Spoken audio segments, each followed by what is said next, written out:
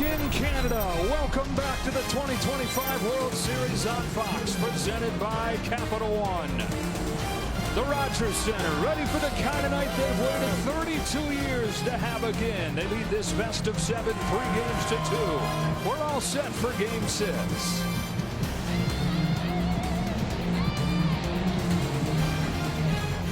We welcome inside. Happy Halloween. Joe Davis with the Hall of Famer John Smoltz. And who would have thought that it would be the Blue Jays? Who would have thought at the start of this season, at the start of this series, after that 18-inning game? But they are one win away from their first World Championship in 32 years. It's pretty incredible. Going all the way back to the last week of the season when they had to win the division, they did.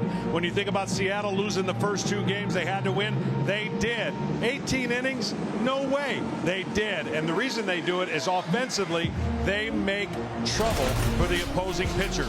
You look at the home run comparison, 15 RBIs via the home run to only 9. And look at the multiple runs per inning. They make you pay if you make mistakes. The problem? They got a great pitcher they're going up against, but they're not afraid.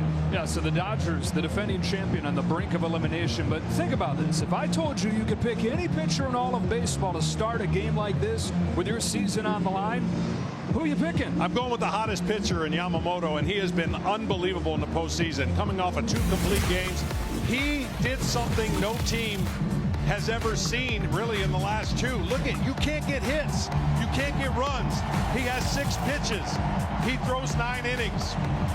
They're going to need that performance, the Dodgers, if they're going to have any chance to have a Game 7. It doesn't matter who they pitch, though. It doesn't matter if Sandy Koufax comes back. If they don't get this offense going, they've scored 4 runs over the last 29 innings. They're hitting just .201 during the World Series, and so another change is in order for this lineup. And for the details, here's Tom Verducci. Well, thanks, Joe. Seldom used Dodgers infielder Miguel Rojas has no hits in the last 30 days. But facing elimination, Dodgers manager Dave Roberts has him starting at second base. Now, it has nothing to do with matchups or numbers. It has everything to do with Rojas being, in Roberts' words, a great teammate and glue guy for us all year. Plus, Rojas is a contact guy at a time when Roberts wants his slumping hitters to use the opposite side of the field more, and that includes Mookie Betts, who has dropped to 4th in the lineup for the first time in 8 years. Now here's Ken Rosenthal. Thanks, Tom. After George Springer was hit in the knee in Game 5 of the ALCS, Blue Jays hitting coach David Popkins told him, "You've got a Kirk Gibson moment coming." Springer delivered, hitting a go-ahead 3-run homer in Game 7, and tonight we will see what else he has in store. Springer is back in the lineup after leaving Game 3 with what the Blue Jays are calling an intercostal strain.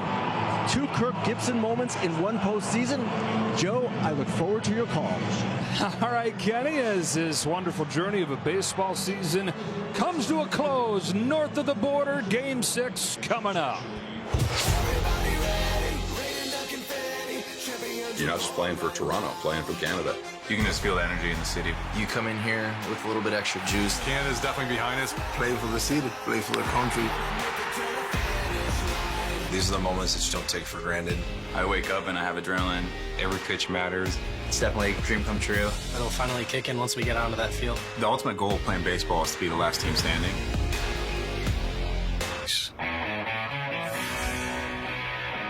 Calculate percentages. Play the odds. Does tonight produce a parade or a push? It's not luck that got you here. This has been mind-blowing madness.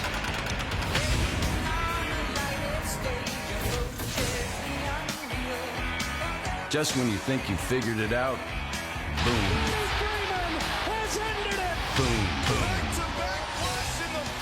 It's pretty surreal how crazy the environment is. Seems like every game is close. Every pitch matters. You know, these are the moments that you don't take for granted. It's what we live for. It's what we play for. Play for the city, play for the country. So, roll the dice.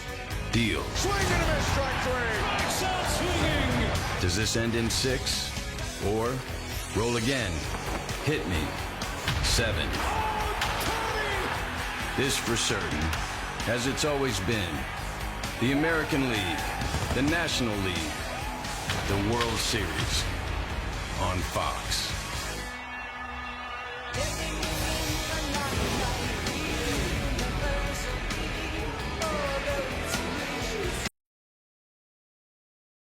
F1 is getting a lot of Oscar buzz. F1 will start streaming on Apple TV December 12th. Back inside Rogers Center, ready for Game 6 of the World Series. With the Dodgers coming to bat to open this one, the lineup from Dave Roberts will look like this. Ohtani leads off. Will Smith again bats second. Freddie Freeman plugged into the 3 spot, and as Tom said, for the first time in 8 years, Mookie Betts is a cleanup hitter. Tasker Hernandez and Max Muncy follow, and it's Kike Hernandez, Tommy Edman, and Miguel Rojas with his first start since the division series.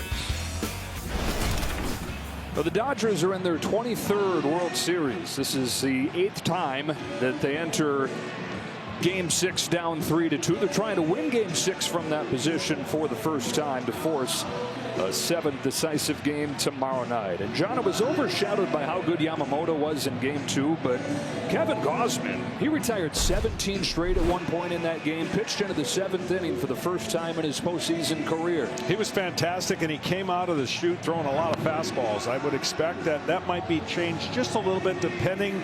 If I'm the Dodgers, I'm going to be more aggressive on the fastballs, but here's the one thing. Gausman can throw his fastball away and down, and if you do that and you got an aggressive team, a lot of quick early outs. How about against Ohtani? He attacked him with fastballs in the strike zone more than any pitcher has all year. 7 of those 9 pitches were fastballs, and I think for the game of guessing is, do you think he's going to swing first pitch? Then you throw a splitter. And if not, make it a fastball away and make Ohtani and Betts and the guys who may be struggling on pitches away to beat you away. Dodgers came into this World Series having won 24 of their last 30 games, but now down 3-2. Can they force Game 7 in their quest to repeat? Blue Jays lose that gut punch of an 18-inning game, get off of the deck to win 2 in a row at Dodger Stadium. 1 win from their first World Series in 32 years. There's no greater feeling than to pitch your team into a World Series championship at home. But the one thing you've got to guard against is the adrenaline in the crowd and trying to pitch perfect. You don't have to pitch perfect, but you better be nearly perfect because Yamamoto's on the other side. Yeah, it's Shohei Ohtani to lead off for the Dodgers.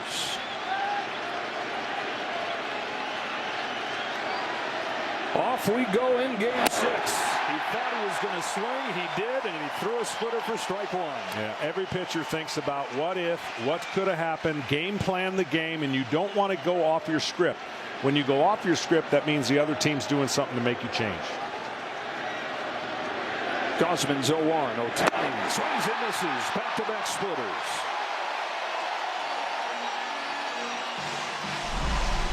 Two perfect pitches to start. And that pitch is nearly unhittable. I think only 1 hit he's given up in the World Series on this split finger. Only 2 all postseason. Opponents are 2 for 36 against it, and he gets misses on more than half of the swings.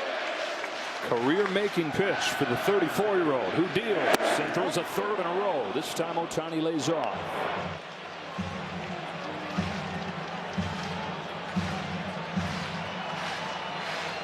Then the pitch of the postseason, not just his, but across the postseason. Everybody loving it. Here's his 1-2. 4 consecutive splitters to start this game. And when you talk about, do you go with what you got? Do you change things up?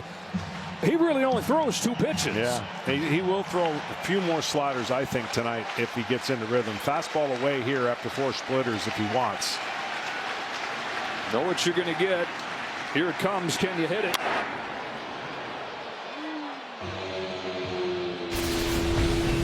This is the splitter that, it's given everybody a hard time. The Dodgers in this World Series 1 for 22 against splitters. And when he doesn't pull it and stays square over the middle, it drops straight down and they get a swing and miss. Here's a 2-2, and he strikes out Ohtani to start Game 6. So this is what I'm talking about when you stay on top of it and you don't pull it. It starts in the middle of the plate and just goes straight down. That is the perfect way to describe a splitter. It almost looks like a nasty 2-seam fastball. By pulling it, it means he's trying to get it to break more, and he pulls it into a lefty. It will not have the same effect than if he stays behind it and throws it right down the middle to fading away. 1 away, Will Smith. Chops a first pitch fastball along 3rd. Ernie Clement watches it with the English bounce foul.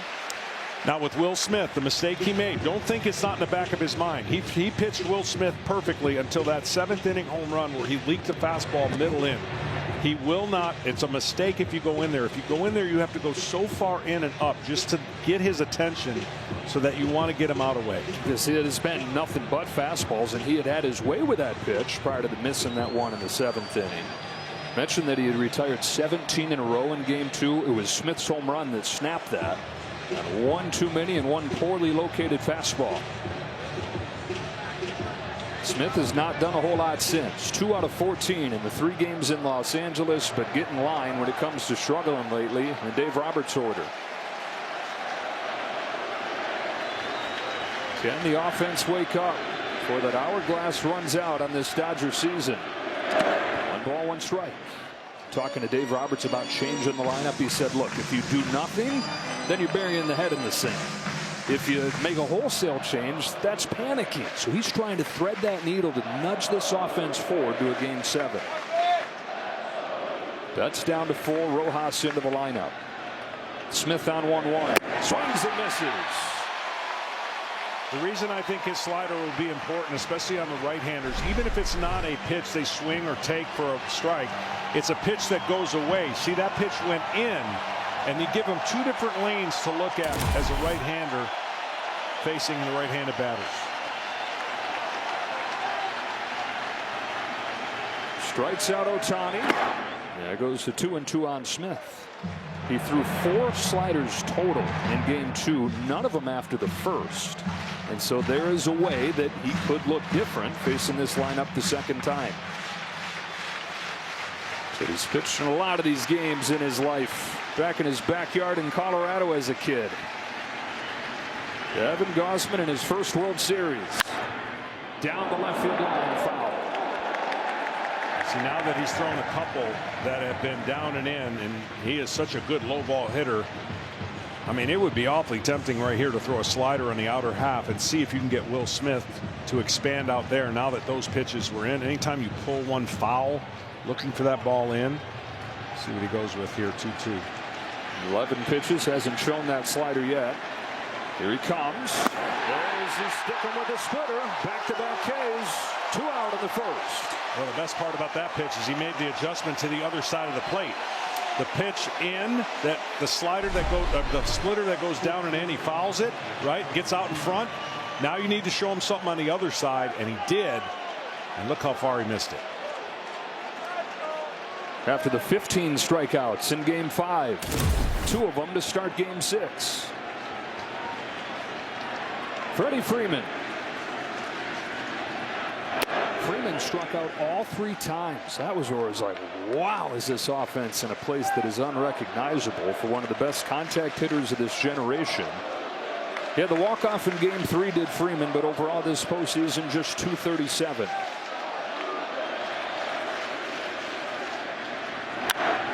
One ball, 1 strike. In this situation here, I wonder if he's going to try to avoid throwing splits to Freddie. If you remember the last time he faced him, he had battled the at-bat and hooked a split down the line for a 2-out double, which eventually got a run by Will Smith, a base hit. So see if he stays firm. Fastballs.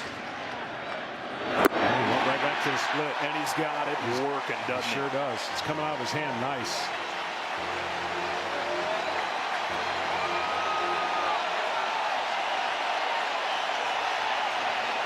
Evan Gausman, a chance to strike out the side.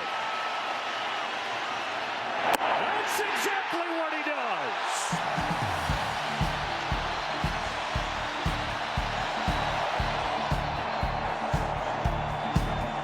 does. In Game 6, shockingly, George Springer is back in there. Lucas and Guerrero hit 2 and 3. Bichette, Varsho, and the catcher Kirk through the heart of the lineup.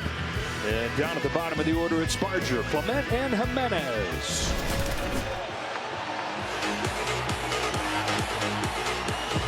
Unreal. Putting off the bottom of the first inning for the Blue Jays, designated hitter number 4, George Springer.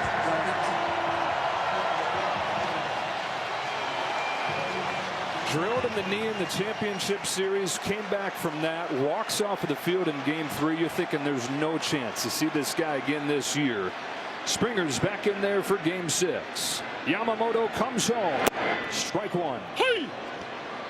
So the 27-year-old from Bizen, Japan, taking the ball for the Dodgers. The first guy in a quarter century to tour back-to-back complete games in the postseason. And you came away from watching the replay of that, as Springer limps his way after that swing, even more impressed than you were in real time watching it. Yeah, he has 6 pitches, but he can do whatever he wants and whenever he wants. And we'll talk about how he navigated this lineup to perfection. 0-2 to Springer, high fastball, but not a good early sign there seeing George wincing like that. I know you were extra surprised seeing him. Yeah, I hope it goes well for him, and I can understand his desire to get in there, but he's facing the nastiest pitcher with swing and miss type stuff.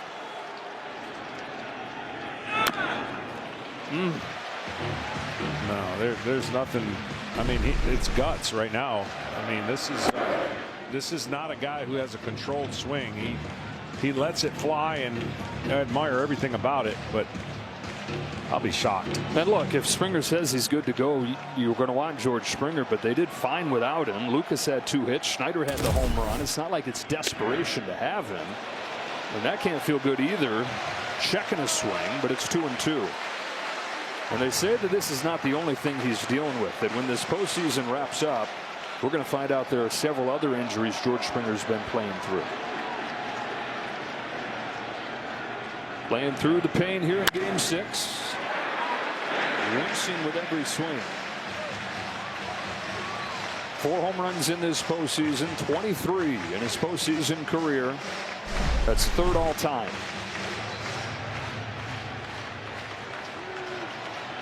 .36-year-old in his 12th year. Reaches out, rolls it to short, and Mookie Betts. One away.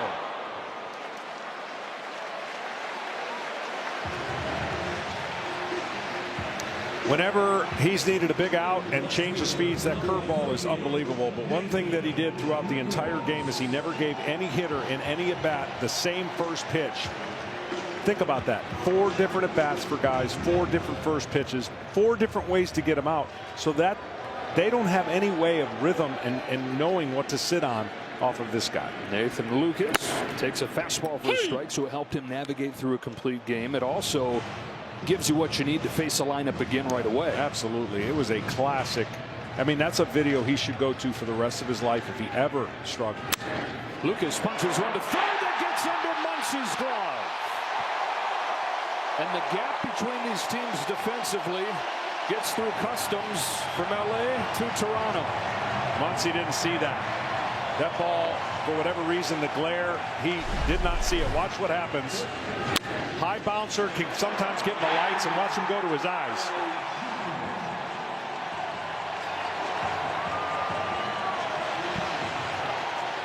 We talked about the big innings and the big swings from the Blue Jays being the advantage, but the little things stacking up in their edge. Takes a strike. One of the rare strikeouts of this postseason, and he's got 8 home runs and only 5 strikeouts in the postseason, but it came against Yamamoto. That was an unbelievable at bat.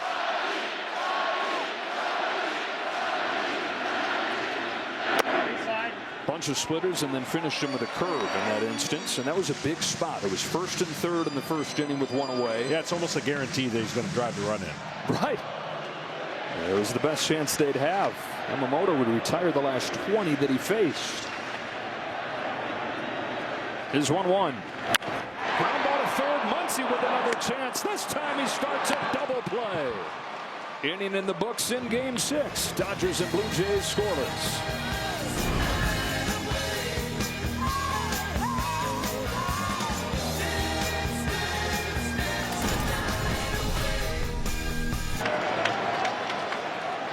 The 18th World Series game. First time a guy struck out the side in the first for the Jays. See if Mookie comes out of that first pitch take.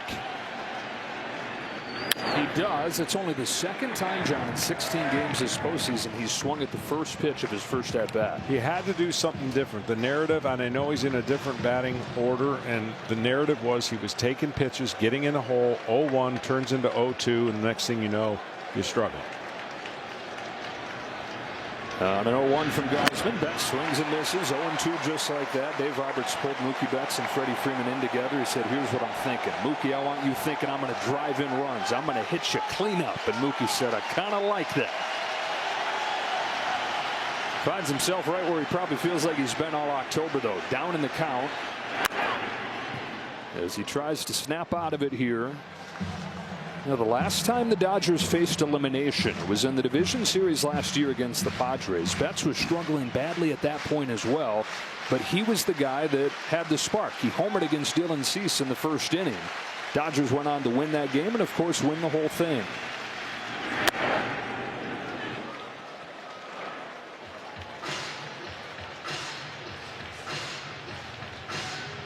Dropped him down to 3 for Game 5. He went 0 for 4. Just 132 since the start of the championship series. Guys that just come at him with fastballs. Gausman on 1-2 does the same, and it's fouled back. He's been popping everything up, and throughout the summer as he went through his worst offensive season, this is what it looked like a lot of the stretch. Yeah, and that angle on the fastball is not going to get it done because that's a high launch angle, and he's got to be able to get flatter and go the other way. When you're trying to pull and lift, you're going to run into a lot of that, and it's all mechanical, and it's the worst time to have it. Roller to third. Clements got it. That's the first out of the second. Gausman's retired the first 4. You know, we talk about it all the time about a pitcher making an adjustment. It's easier for him in a series, granted he's not pitching every day, than a hitter who's in a funk and he's trying to just do anything he can to taste a hit. Anything to change the mental game that goes on when everyone's asking you questions of why are you struggling.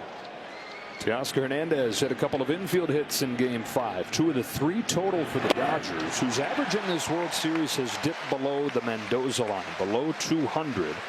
No team has won a World Series with a sub-200 average since the 1962 Yankees.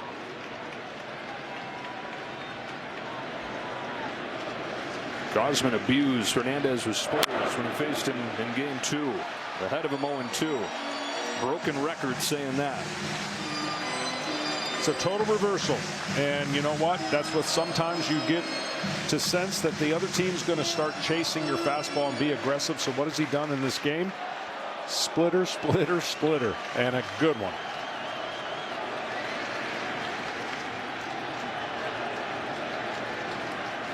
Home with an 0-2. And another splitter for a 4th strikeout. In this game, nobody on the Dodgers has the ability or willingness to move up in the box. And by moving up in the box, you're going to catch that splitter at a higher spot in the strike zone. But everyone is always used to just digging in their spot. No change in swings. And when a guy is on, you're going to see the evidence of it. Max Muncy, 4 for 32 since the start of the championship series. One of those 4 hits, though, was a home run against Kevin Gausman. You think this could be a key guy for the Dodgers tonight? I do. He has had success, and when you've hit 4 home runs, you just see a ball different. You have confidence when you go to the plate. The more of those that he can stay off of, the better it's going to be. And look, it's easier said than done. I mean, they've faced him a ton. So it's not like it's foreign. It's just, can you be on the fastball when it's in the zone and not miss it, and stay off of the split when it's out of the zone? 1-1 pitch. Muncy swings and misses, dances away. And then the other thing, the last thing, when you're trying to hit that pitch and you're trying to pull it, you're done. You have to almost approach it like I'm going to see that pitch and go the other way. And if it just happens to miss the location and goes into your barrel, you'll pull it. 19 of his 29 pitches, splitters. And a ton of swing and misses. Already almost as many as he had the entire start in Game 2. And again, that was a good one. He went into the 7th.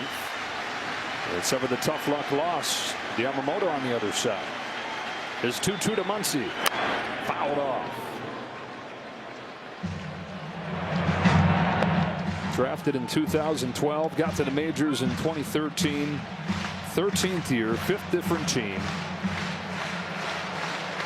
in his first World Series. Another 2-2 to Max Muncy. And he's worked it full. And there's the one he pulled. To make the adjustment, stay over the ball, start it in the middle of the plate, and let that splitter do its dance down instead of down and in to a lefty. First 3-ball count of the day.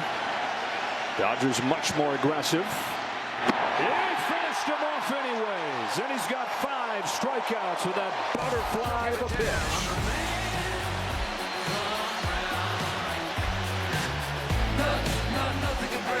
Nothing can break me down. I'm the man.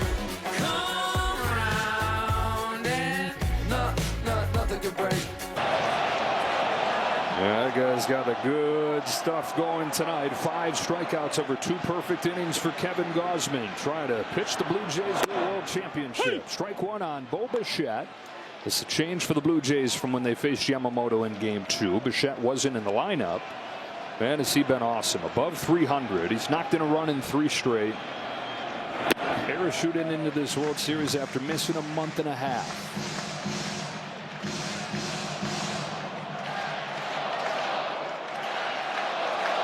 Let's go Bo chance. What could be his final games in a Blue Jays uniform. Free agent at the end of the year.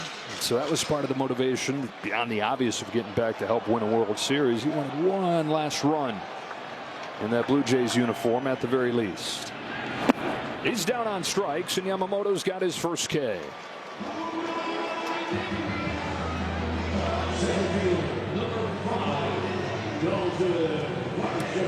No score, second inning. Here's Varsho.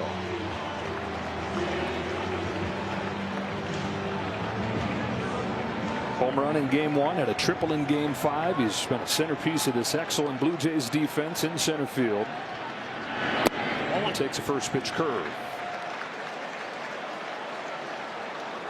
Yamamoto's been in this position before. That is Game 6, facing elimination. His last game in Japan, the Japan series, his team down 3-2 when he threw an 138 pitch complete game. Set a Japan series record, struck out 14. Pitched for Team Japan in the WBC. He was their ace. And has already shown in a short time in the big leagues he loves the big games. Well, if you're wondering what makes him so tough, his fastball rides and holds a plane. So if it starts low, the hitter thinks that's going low below the zone. It doesn't. And then he follows it with that splitter off the same height. But I'll tell you the weapon that doesn't get talked about enough, when he wants to change spins, change speeds, and get an out, it's his curveball. He's gone to that curveball in so many crucial spots that that's become a huge weapon. Since the start of September, John, opponents are 3 for 45 against that pitch. Varsho flexes one to short, and Mookie Betts 2 away. T-Mobile, the best network in the game, is now the best network in America. Alejandro Kirk music. 6 RBIs in this Fall Classic, leads everybody.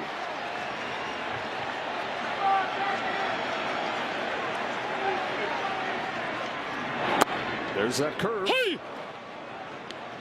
Kirk, not necessarily a power hitter, but you go to the last 2 days of the regular season, starting right there, 8 home runs and 20 RBIs in his last 18 games. Becoming a monster when his team needs him most. He has this approach of momentum towards the ball. You'll see him step and then move his body towards the ball and then find the ball with the barrel. So he's not looking to launch, he's looking to hit line drives. On a 1-1 from Yamamoto, he takes a fastball outside. And with that approach, he can hit down and in, up. He can hit up, he can hit away, he can go to all parts of the field, which makes him tough to defend and pitch to. 3-1.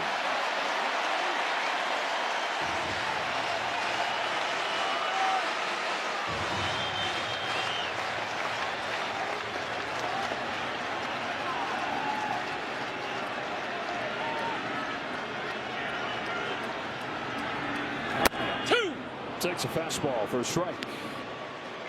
That is an area where Yamamoto could pull a lever to be a lot different from the first time he faced him. A season low number of fastballs used. He was below 30%.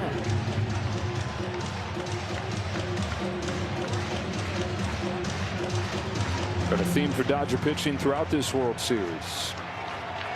Very low fastball usage. Yamamoto to Kirk with a 3-2. High pop fly to right center field. Tasker Hernandez or Tommy Edman. It will be Tommy Edman to wrap up a 1-2-3 second. Huddling from Toronto. No score here in Game 6. If tonight's game ends in a walk-off, besides it winning the Blue Jays the World Series, Capital One's going to donate $10,000 to the Jackie Robinson Foundation as part of the Capital One walk-off program. Kike Hernandez starts this inning for the Dodgers, looking for their first base runner against Kevin Gausman. He has 5 Ks over 2 perfect innings, and he's downstairs with a first pitch slider, first one that he's thrown. Hernandez homered for the lone Dodger run in Game 5. Was 4 for 19, strikeouts more than half his at-bats though.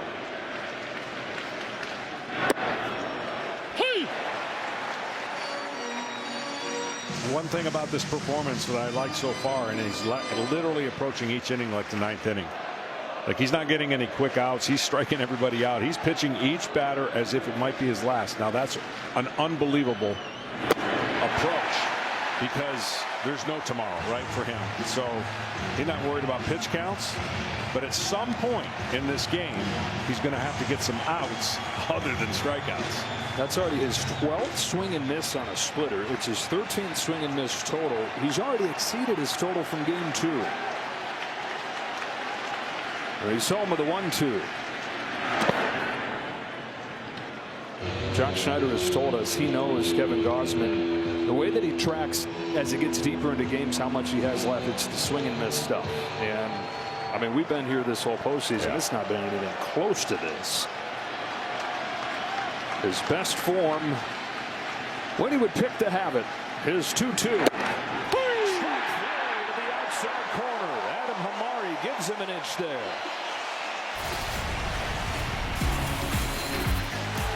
Well, these splitters over the middle of the zone are dropping so far that the hitters are missing him by a foot. And right now, he's like, I don't need my defense. The heck with him. I'm just going to keep throwing this pitch. And then the slider that he gets freezed on the outside corner. Man, what a start to a dream scenario for Kevin Gausman. Tommy Edman down the line. And the first base runner for the Dodgers will be Tommy Edman. Extra bases here in the third, a ringing double. Well, it looked like they might not make any contact tonight, and then whack. Edman connects. Well, Edman said the heck with it. I want to see first pitch fastball swing. And it almost caught Guerrero by surprise. That ball was hit so firm. Looked like he did not get to the peak of his jump in time.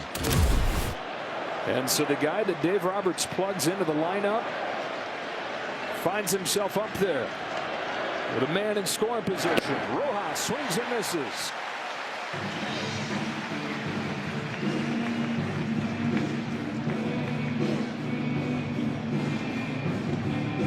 Rojas 0 for 2 in the World Series, 3 for 10 in this postseason. First start since the division series here. Dave Roberts making an old school decision right here, saying, I'm just playing the guy who I trust. Said he thought to himself right after Game 5, Rojas. And then he texted Rojas. He said, hey, second base, you're in there for Game 6. Rojas said, I got you. Said he's a great teammate. He's been a glue guy. He's had big hits for him all year.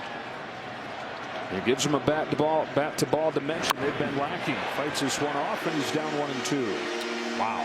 I mean, that was almost in his belt. Ooh. Get off me ball. Higher than the belt and higher than his hands, fortunately for him. Ohtani waits on deck. Rojas on this 1-2. Lays off, and the count evens up. 36 years old. And for a lot of this season, just a role player, leader behind the scenes, getting his shot.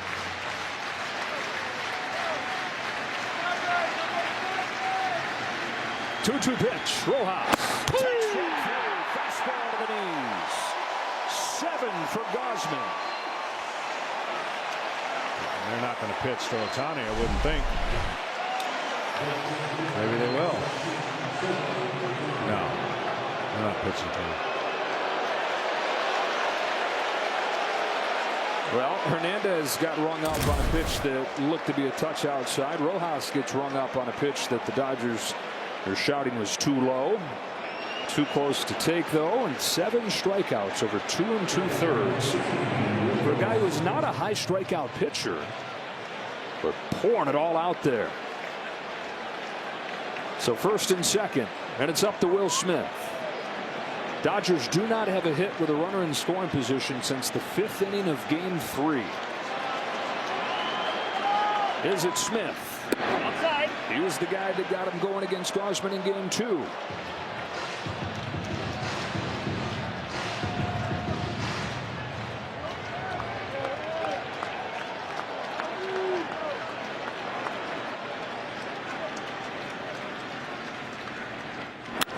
Hooked down the left field line towards the corner. It is a fair ball. Will Smith delivers a 2-out double. Tommy Edmonds in to score, and the Dodgers are on the board first in Game 6. Just kept it fair. And the first hit with a runner in scoring position in days for LA. Again, another down and in inside part of the plate. He is so good. I actually thought Ohtani would be able to score on this ball, but he was stopped at third, and good play by Toronto to keep him from scoring. So now second and third, Freddie Freeman. So the Dodgers get on the board first. With Yamamoto on the mound, trying to force a Game 7. Feels like a huge at-bat right here. Dodgers have not scored more than 2 runs in an inning in this series. Freeman takes in the dirt.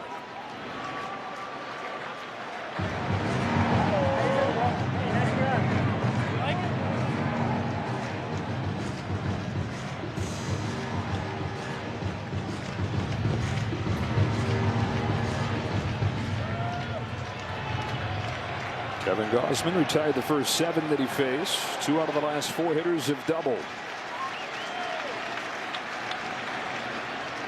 Here's his 1-1. Freeman takes inside ball 2. Mookie Betts on deck.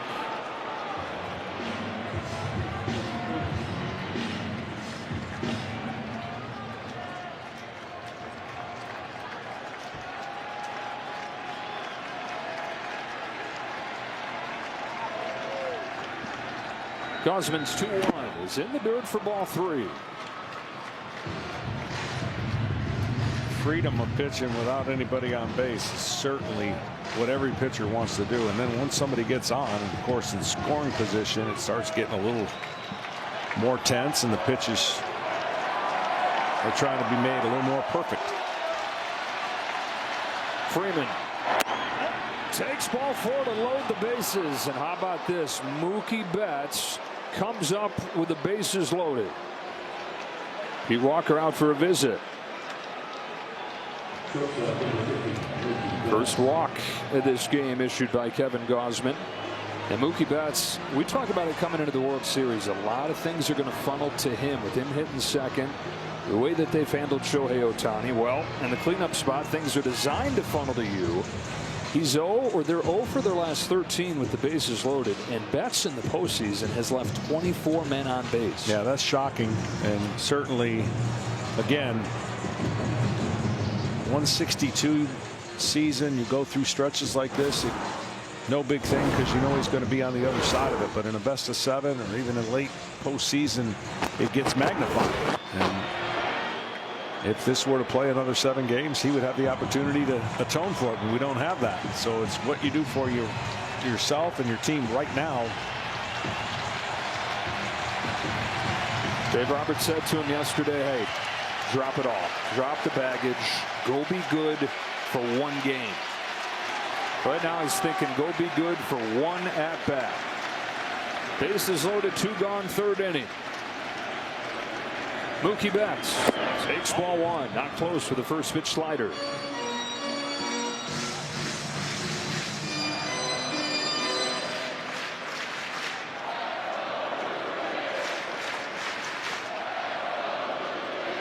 Three-time champion, former MVP. Betts takes a strike.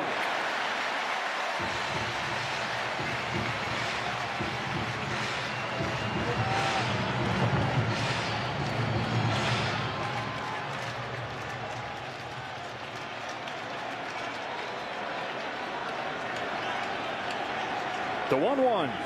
Swing and a miss. He speeded a fastball by. In the middle of the plate, but because of the splitters with the first 2 pitches, you see how off balance Mookie was late.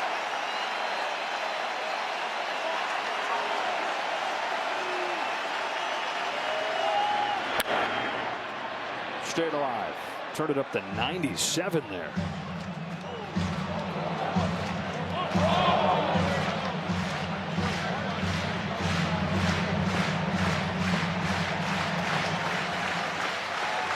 Running the bank on the Will Smith double. Another 1-2 from Gausman to Betts. Base hit left field. Ohtani's in to score. Here comes Will Smith.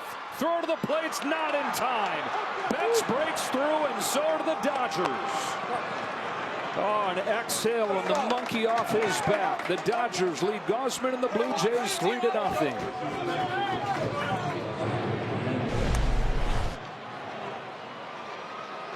Big hit and a pitch in the wrong location, and this is kind of what I was talking about. All of the swing and misses and the efforts to get what looked like 3 perfect innings. Now trailing 3-0.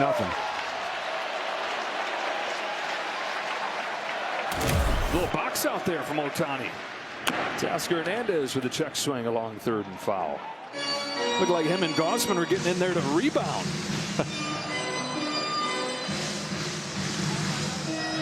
So what does that have to feel like for Mookie Betts? Weight of the world on him. Lifted there as he comes through with a 2-out, 2-run single. And the Dodgers got the game's first run, but it felt like that was a spot where they had to get more. And they have their first crooked number of this Fall Classic. Yeah, we showed it in the top of the open there about what the Blue Jays have done. 3 times they've scored 3 or more.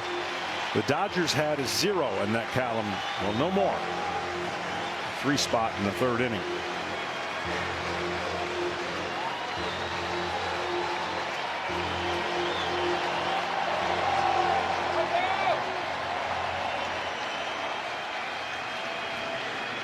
Two on, 2 out.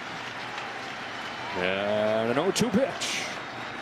Strikes him out again. He has struck Hernandez out all 5 times that he's faced him. But the Dodger offense able to come through here.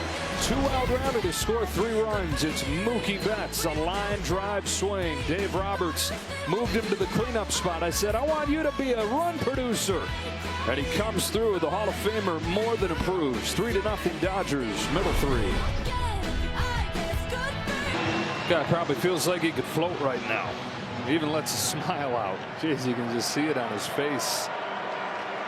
Mookie Betts with a 2-run single. Dodgers with a 3-0 lead as Yamamoto goes back to work downstairs for the first pitch to Addison Barger.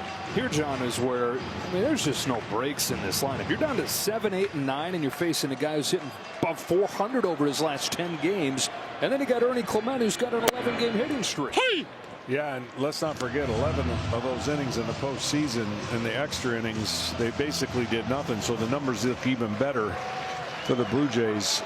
But that's what makes them tick. 7, 8, 9.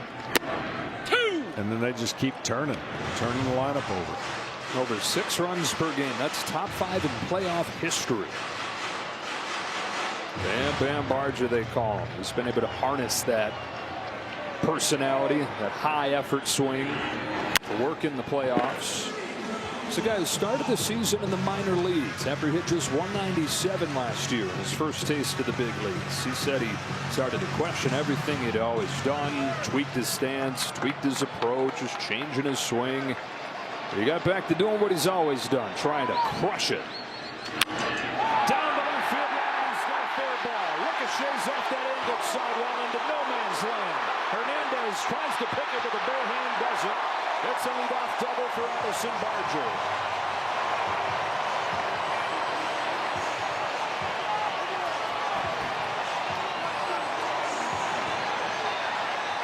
Actually, that was a great pitch and just a better job hitting. After a slow curveball, he beats him with the fastball, but just inside the line. Fastball up, he goes with it, keeps his head down, takes a while to recognize where that ball is. And then this is an important run for the Blue Jays against a pitcher who doesn't give up many. They've got to crawl their way back into the game. Ernie Clark, 8-hitter for the Jays, hitting .391 in these playoffs.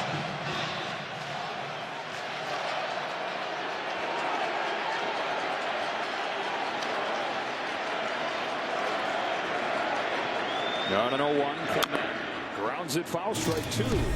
Rewarding Performance is sponsored by Capital One. And here's a guy who embodies the Blue Jays so well. Nobody saw them coming. Nobody saw him coming. This is a 200 hitter bouncing around with Cleveland and the A's. Comes here to the Blue Jays, plays a role. But even to begin this season, he was a platoon guy. Best stretch of his life coming here in the playoffs. But Yamamoto strikes him out on 3 pitches. Clement unable to advance the runner. This is what makes this guy so tough, man. That was a 92-mile-an-hour splitter that just on the outside part of the plate. He's thrown that splitter more than ever in the 2 complete games here in the postseason. Milwaukee went 0 for 12 against it. The Jays went 0 for 6. Andres Jimenez takes high. Jimenez out of the 9 spot. 11 runs batted in the World Series or in the postseason. That's 3rd on the team. Only Kirk and Guerrero more.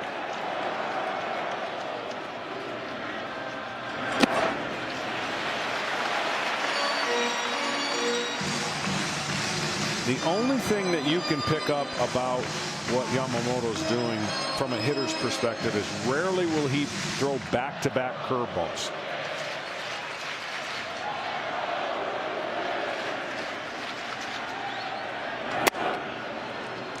And those are 2 splitters in a row.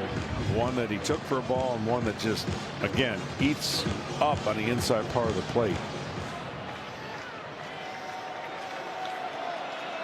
Top of the order, Springer on deck. Leadoff double from Barger. He's at second. It's a high fastball, and it's ball 3. You got a .391 hitter in the 8th spot. You got a guy with 11 runs batted in, 3rd on the team in the 9th spot. He's the shortstop, supposed to just be in there for his glove and help turn the lineup over. He's been a run producer. 3-2. Amazing 3-1 pitch right there. Just when you think the hitter's like, he's going to challenge me, he doesn't. Now that brings in 4 different pitches to get him out. And he's thinking about in that computer, what pitch do I go to? Do I go to that breaking ball that he gives up on or change the speed? Throws out his splitter at second, Rojas to get Jimenez. Up to 3rd goes Barger. Up to the plate comes Springer.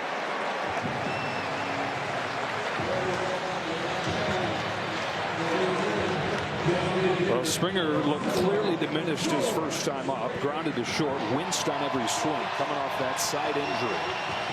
Man, I know he's not going to do it. Muncy's almost in left field. All he has to do is lay down a bunt. Pass the pitcher towards Muncy. There's nothing they can do about it. Hurt a lot less than swinging. Yeah, you can tell it's the furthest thing from his mind. You can see it on his face stepping into the box. You can see that he's like bracing himself for the pain that is about to come. No doubt. This is the kind of injury that typically wipes a guy out for weeks.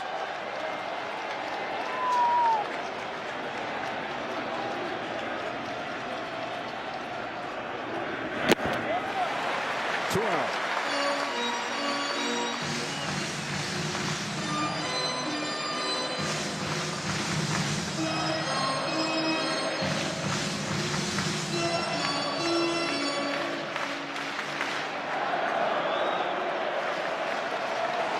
Dodgers get 3 in the top of the 3rd. Jays trying to answer back. Barger at 3rd, 2 out, 2 up.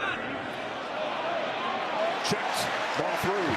And he can't afford to check swing. You see him right there, and watch this. He just right away grimaces. That might hurt even more than it the does. swing. I mean,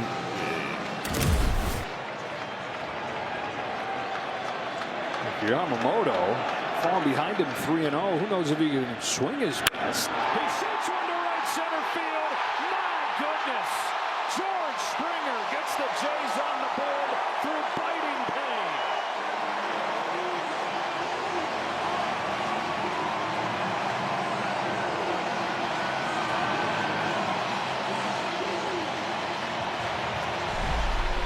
he's got so much adrenaline trying to muster up, and when you make contact, it's a lot better than when you swing and miss. And 3-0, he sold out. That's a huge run for the Blue Jays, and a validation for Springer. Both teams breaking through here in the 3rd. Tying run to the plate, Nathan Lucas scrapes it off of the deck foul. They changed his play in the 1st inning. His batted ball in the 1st inning to an Aaron Muncy. I don't know how it initially was ruled a hit in the first place, but it is now an E5. And so Lucas still trying to extend his 12-game on-base streak.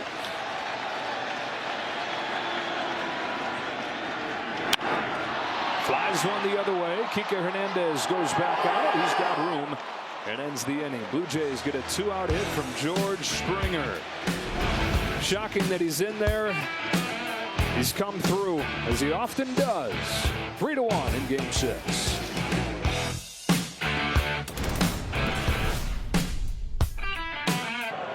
Welcome back to Toronto with Dodgers manager Dave Roberts. You told us you really liked Mookie Betts' batting practice yesterday.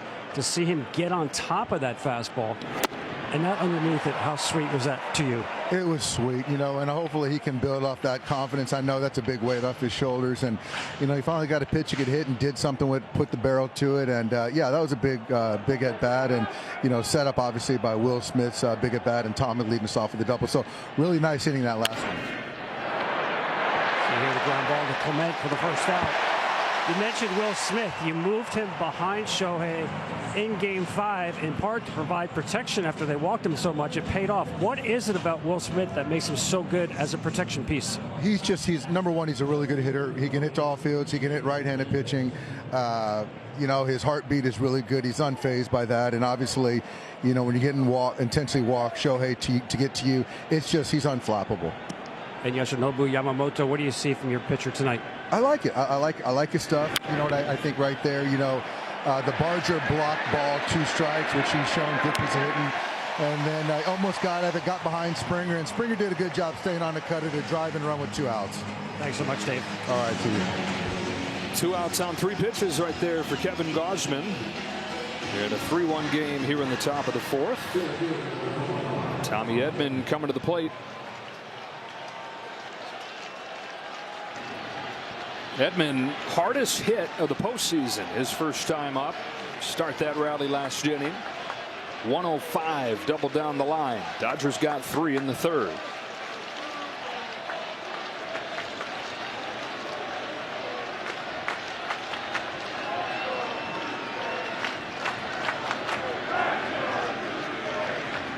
By the way, I'm going to make this quick because they'll get mad if I linger, but we want to say we love you, Pete Macheska.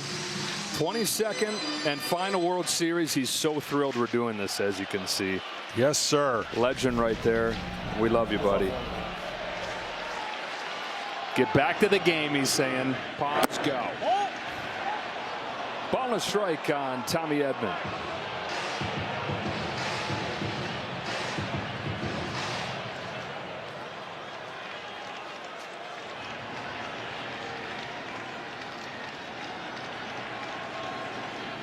Gosman fires. Swing and a miss on the high fastball. See, this inning will serve Kevin Gosman well because there'll be a low pitch inning and he didn't have to strike out the side. I mean, it's a dream to strike out as many as he did, but he ran into that inning, got out of the stretch, and 3 runs later you're like, what happened? And they're looking for a breeze of an inning to follow it. The splitter has been dynamite, getting misses on 75% of the swings. You get above 30%, you're feeling pretty good. 75. 2-2. Fights off a fastball. Yeah, they've been so good that normally a splitter, when it's in the zone, you get weak contact, you'll get quick outs. They're just swinging misses, so he's had to throw a lot more of them, which when it's that good, I mean, good problem to have. Good problem to have. Santa Claus in here for Halloween. On the hands. Headed for Ernie Clement. And Kevin Gosman after the long third as a 1-2-3-4, and he's got his big dog leading off. Vlad Jr., Bo Bichette, Dalton Varsho when you come back. Progressive Insurance. Step up to the plate for savings. Happy Halloween. The kiddos of our crew members who work so hard all October. Tough being away from their families on this day and throughout the month, but we so much appreciate best crew in baseball, best crew on TV with us here. And hi to the kids back home. I bet he trick-or-treated in his day. Here he is leading off in the 4th inning for the Blue Jays, taking a strike from Yamamoto. This is the matchup of the night. These two guys head-to-head. Yamamoto won the first one, a double play. From 3 different pitches. He hasn't made a mistake, and he hasn't left one fat in the middle of the plate. And Yamamoto can pitch in the strike zone about as well as anybody. They have only 2 hits in the last game in the strike zone. Man, I mean, Vlad Jr. has more hits than he has swings and misses in these playoffs. And like half of those swings and misses have come against Yamamoto. Yeah, just a great job expanding the zone, going low, up. Oh, strike 3 call this time. A splitter to the knees to get him.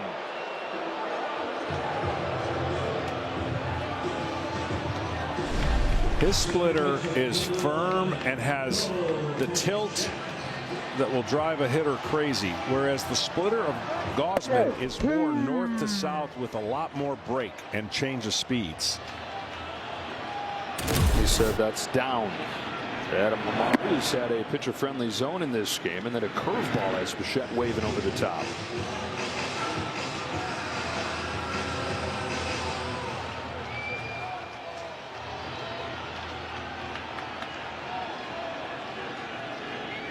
Only Skeen's a better ERA in the National League this year, and Yamamoto's gone to another level in the playoffs with a 1.57 postseason ERA. And we set it off at the top. If you could have your pick of any pitcher in baseball to start this game, this is probably the guy you're choosing.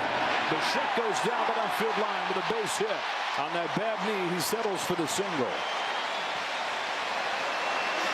Play Ball is baseball's global youth initiative to highlight the fun and accessible ways to play our great game. You can learn more, including how to find a league near you at playball.org and at Playball on social media. And the reason I'm picking him is because he's one of the few guys that can go 9. All those other guys you mentioned are great. They're fantastic, but they're not going, as we see Ohtani taking some swings, they're not going 9.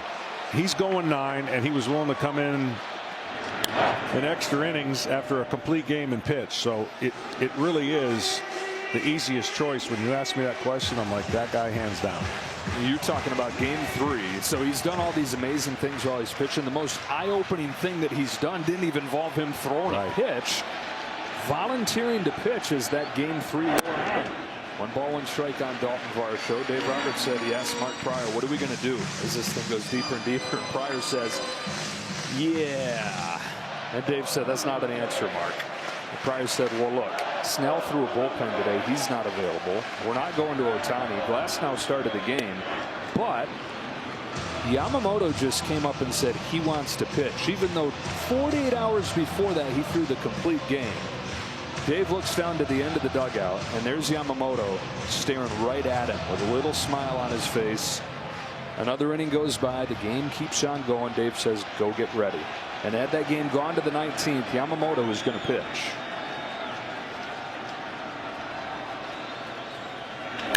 Varsho chops it to second. Rojas to second one. Over to first. The second double play of the game for Yamamoto.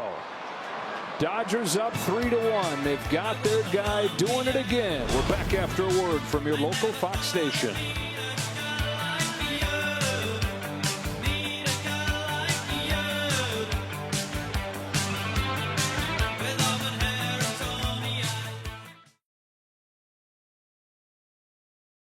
It is 3-1 Dodgers. Tomorrow starts Saturday strong with the undefeated top-ranked Buckeyes hosting rival Penn State at the Horseshoe. Starts at 10 a.m. with big noon kickoff, and then Penn State, Ohio State on Fox.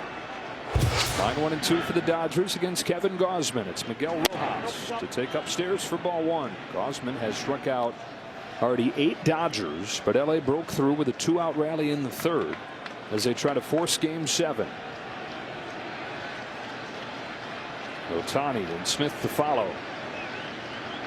Rojas takes a strike. Listen, there's something about having been there, done that, and what the Dodgers, we talked about it, what they did against San Diego last year.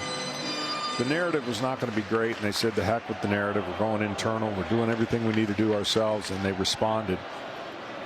And they look like they're trying to do the same thing here. They go to right field for Barger. With a much different approach, right? Last year was all bullpen. This year, avoid at all costs. Yeah, it just there is value in experience, and I always said that experience is only as good as the ability to put yourself in that spot to gain from it. Because if you play terrible, what does experience mean? Nothing. So it's time they had to get their offense going, and that man right there delivered a big hit. That was after they walked Ohtani intentionally. Will Smith doubled in the first run. Freeman walked, and Betts came through with the bases loaded. Ohtani takes a strike. Up and down this lineup. Dodger Stars, they're trying to get going. Ohtani, it's skewed by 2 otherworldly games. The 3 home runs in the last game of the championship series, reaching 9 times in Game 3 here. Outside of that, and again, I know, okay, look, 2 of the greatest games of all time, and I'm going to say outside of that, but you're expecting more. Well, look, sometimes when you walk somebody 5 times, which rarely happens, you get him out of rhythm. He's not swinging the bat the rest of the night. And you get a little in between, like, hey, they're not pitching to me, so I'm just going to look for one particular pitch. And then all of a sudden, when they do pitch to you, now he did hit a rocket after that game that was an out. His inability to go the other way has allowed pitchers to be vulnerable. He's vulnerable now. He's not vulnerable when he stays to the middle part of the park when they're pitching him away to left field. We've seen him do that 1 game all postseason. That was Game 3. Opposite field homer, opposite field double. 0 for 8 since the record-setting Game 3.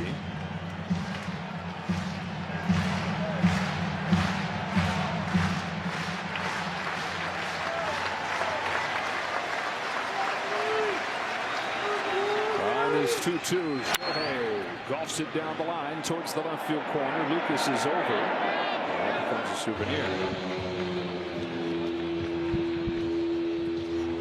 Well, those 2 monster games, and Game 3 reaching 9 times. That has his average at 300 for the World Series. Rest of the team below 200.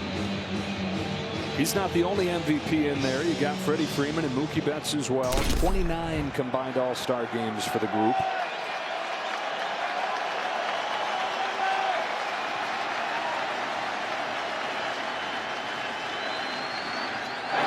They're the first defending champ to make it back to the World Series since the Phillies in 2009. So it doesn't happen often, but when it does, often it's the offense that keeps a team from repeating. Yankees won 3 in a row, but then it was the offense that fell flat in 2001. They only scored 2 runs a game against those great Arizona Staffs. in some pain after that foul ball. Your Braves teams went crazy and then just disappeared. 48-2. That was the 5-game spread that we scored 48 runs, gave up 2, and then kind of didn't happen after that. But that's the beauty of this game. You just never know. If you execute, you're always going to be there.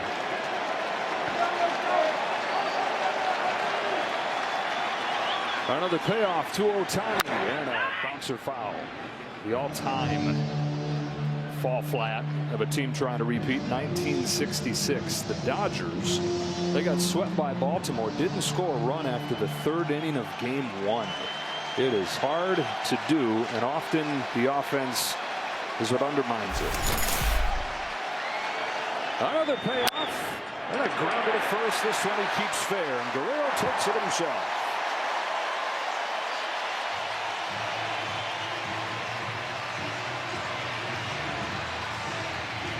2 outs, bases empty. Will Smith. Quiet killer. Hidden between those MVPs. Got to Gausman in game 2. Got the Dodgers on the board here in game 6.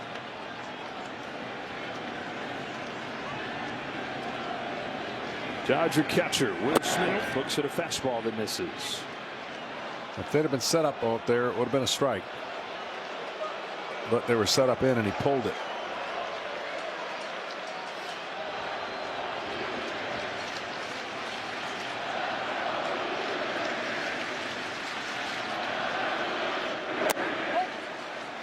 Two and 0.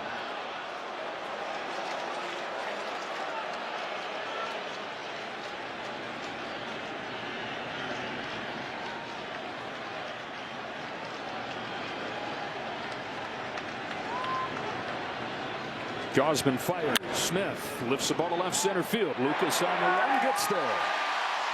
7 in a row retired by Kevin Gausman. He'll get rid of that gum, and we're halfway home in game 6. In Toronto with Blue Jays manager John Schneider. John, Yoshinobu Yamamoto, you got 1 off him. How do you get more? You got to just keep, pecking away at him. It's commanding the ball like he normally does. You got to get some guys on. You got to look to do some slug too, I think. But you got to just keep on doing your thing. Wait for a mistake and not miss it. Kevin Gausman, last start of the season, he's at 82 pitches. How long can you ride him? Man, as long as he's good, he's at least got another one at the very least. But Kev's our guy, and if he's making pitches, you feel really good about him out there. I think he's gonna, he knows this is his last start. He's gonna definitely empty the tank. George Springer, RBI single. John, how is he doing this? Georgie's tough, man. I mean, he's been in this situation. He understands kind of this time of year and what you need to do. No one's feeling great. So at bat quality is there. It doesn't look the prettiest every single pitch, but Georgie's just the definition of a gamer, and hopefully comes up in a big spot again. John, thanks a lot. Joe, back to you. All right, guys. Alejandro Kirk leading off this 5th for the Blue Jays. 1 ball and 2 strikes. 2 hits in this game against Yamamoto. Produced the run in the 3rd inning. Barger doubled. Springer singled. Yamamoto's used a couple double play balls over the first 4. That's a part of his game that improved from last year. The biggest increase in ground ball rate of any pitcher in the league.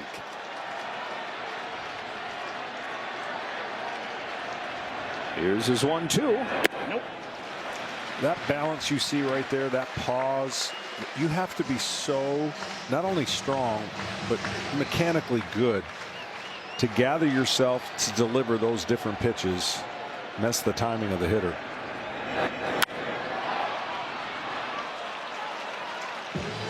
Six, 7, 8, 9 coming up here. Story of this season, the Blue Jays bounce back years from their stars. Vlad emerging in the postseason to another level, but then the breakout guys to round out the roster. Kirk already an all-star, but for him it was a bounce back year. He struggled some last season. Guys like Barger and Clement fueling these Blue Jays, the Glue Jays as they've been dubbed.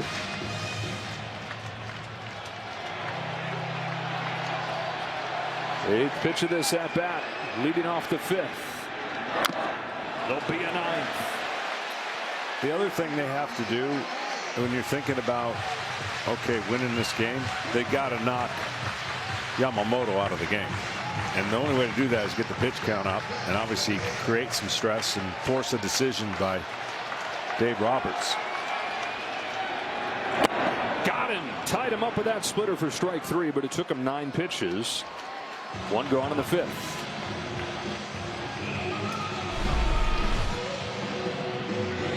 Well, that one was the nastier one. That movement, that one almost moved about 3 feet. But here's the delivery. See how balanced he is right there? And then he gathers himself and comes into a perfect fielding position and head towards home plate. Unique training regimen. He doesn't lift weights. He's got a javelin throwing program that he strengthens his arm with. Dodgers were totally open to him doing whatever he felt like he needed to do to get ready for his starts. Coming over from Japan, he brought his own guys, own trainer. Second season, dominated in Japan, 3 consecutive MVPs there, and then signed the largest contract ever for a pitcher. His first year was good, but he was injured for a lot of the year. This year, great. This postseason, something else. His 2-1 to Barger. Outside. Curve is a little bit outside. He just got so many pitches to get back in the at-bat. Like 3-1 is not a count you want to live with in the postseason or as a pitcher, and he can navigate it. That's just because the hitter doesn't know what's coming. You can't sell out. You can't say fastball automatically. And because he has done a great job in not really backing up 3 pitches in a row or rarely throwing, like I said, curveball back to back, you're wondering, when's the curveball coming? When's the splitter coming? Payoff. Another fastball to strike him out. And yeah, the fastball looks like it's surprising Barger. The reason is he's only throwing it 20% of the time. He just pitched backwards right there, and it was perfect timing. 3-1, fastball on the corner, down. 6 pitches, and he can hit a flea with any one of them. Like a video game set on easy, the way he controls. Fastball grounded up the middle. Mookie Betts makes an error. Second of the game in the Dodgers. I don't think he would have thrown him out. As great as Mookie is, and it is a hit. Yeah, I don't think he could have thrown him out. Mookie's made every play so far. This one just catches his thumb, but now he's got to turn and throw and get a pretty fast runner out. We're used to seeing him make it all the time. No, not an error, but a play Betts tell you he would like to be able to make. And now fly to center field. Tommy Edmonds going back, and no worse for the wear. Only 1 extra pitch, and it leads to 3-1 game to the 6th in game 6. The Guerreros and Bichettes aren't the only big league father-son combinations we got going here in Toronto. How about Dan Shulman, who's the longtime TV voice of the Blue Jays on the national TV call in this postseason run for the Jays. His 25-year-old son, Ben Shulman, is the radio voice of the Blue Jays. Special. Get to see each other every day here. They said they text during every game. What an amazing thing. 3-1 game. Dodgers in front here in game 6, trying to force a decisive game 7. Freddie Freeman takes strike 1 from Kevin Gausman. Freeman walked to load the bases for Betts, who delivered the hit of the night. 2-run single.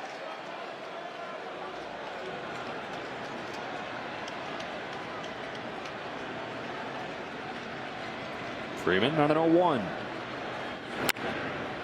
Golfs it into shallow center field for Jimenez in the first out of the 6th as we go down to Tom Verducci. Well, that key at bat by Mookie Betts was a result of seeing 3 straight high fastballs. Why not? That's how they've been beating him. Fastball up underneath it. Fastball up behind that, underneath it. And finally the 3rd straight fastball on top of it.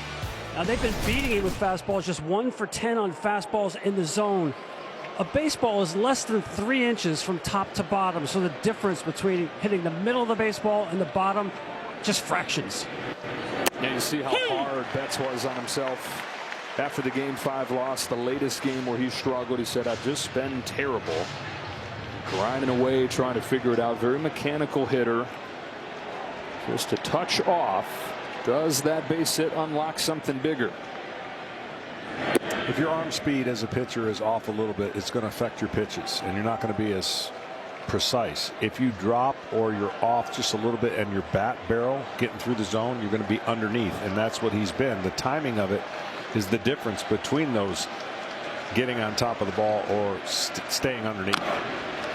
That is a foul ball, just barely. His base hit made it 3-0 Dodgers in the 3rd inning. First hit with a runner in scoring position since midway through Game 3, and this is back in LA at the Dome at Cosm. Shared reality experience we were showing the other day. Betts up the middle this time. The shot was positioned well. Charges and throws to get him. No experience at second, no problem for Bo Bichette.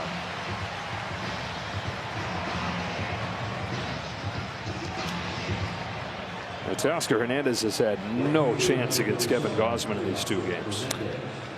No, he's seen every split has been perfect. He's like, can you just hang one? Maybe give me a chance. But every split's been starting down and getting below the zone. And he has not been able to stay off of that pitch. 0 for 5 strikeouts on 18 pitches. The minimum to do that is 15 pitches. And then you take one knowing you're going to get a split, and you're thinking there's no way he's going to throw for a strike, and he does. Now watch him just inch below each one of those to try to get him to chase after he get 1 for a strike.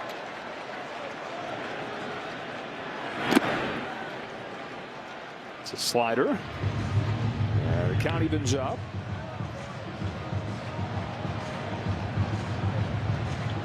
For another quick inning here, and then the bottom of the order coming up after that. See if John Schneider continues rolling with him, considers giving him another inning. Fastballs by him, 1 of each. That was dirty right there. That was a man. Watch this swing. He's like, no way you're throwing me a fastball. Oh, I got to get, and it's too late. Splitter, slider, fastball. Now what? Splitter.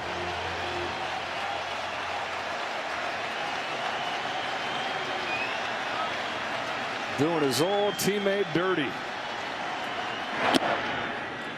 That slider, and it's 2-2. Kevin Gausman's got to think, man, every game has been carbon copy. No runs, tight game, couple mistakes, and he's been on the short end of the stick. He has not really gotten many runs in this postseason, or this World Series for sure. Fires 2-2. Hernandez digs out a splitter, rolls it to short. Jimenez to first, and 1-2-3-6. Top of the order for the Blue Jays coming up. It's Springer to lead things off against Yoshinobu Yamamoto. Rolling again for the Dodgers as they try to force Game 7.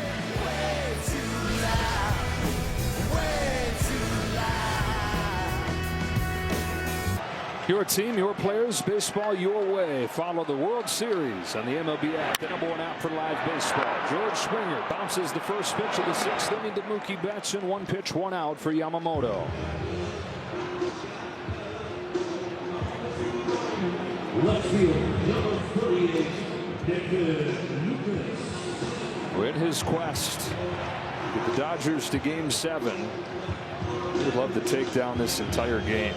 And in this World Series, 14 1/3, 13 strikeouts, has not walked anybody. That's unbelievable. Look at a fan on the field.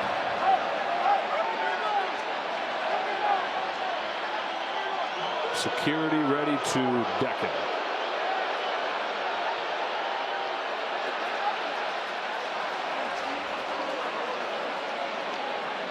Glass half full gives us a chance to get a quick word from Capital One. What's been the highlight of your career? And that'd have to be bank guy. I've always been passionate about no fees or minimums on checking accounts. What's in your wallet?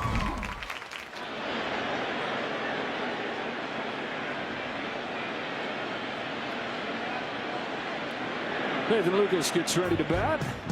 Annie Murphy is here. We got like half of the Schitt's Creek cast. Eugene Levy. Sherry O'Connell in his Blue Jays gear.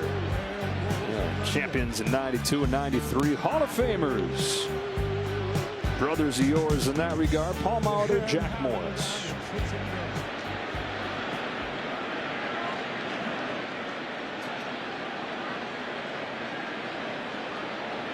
As Yamamoto gets ready to go back to work.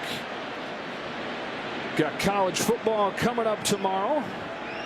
Big noon Saturday.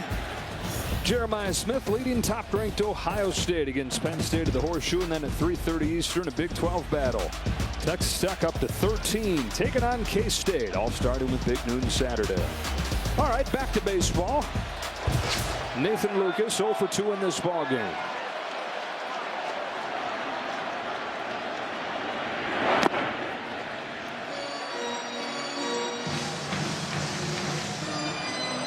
Slow curveball. Here comes something firm.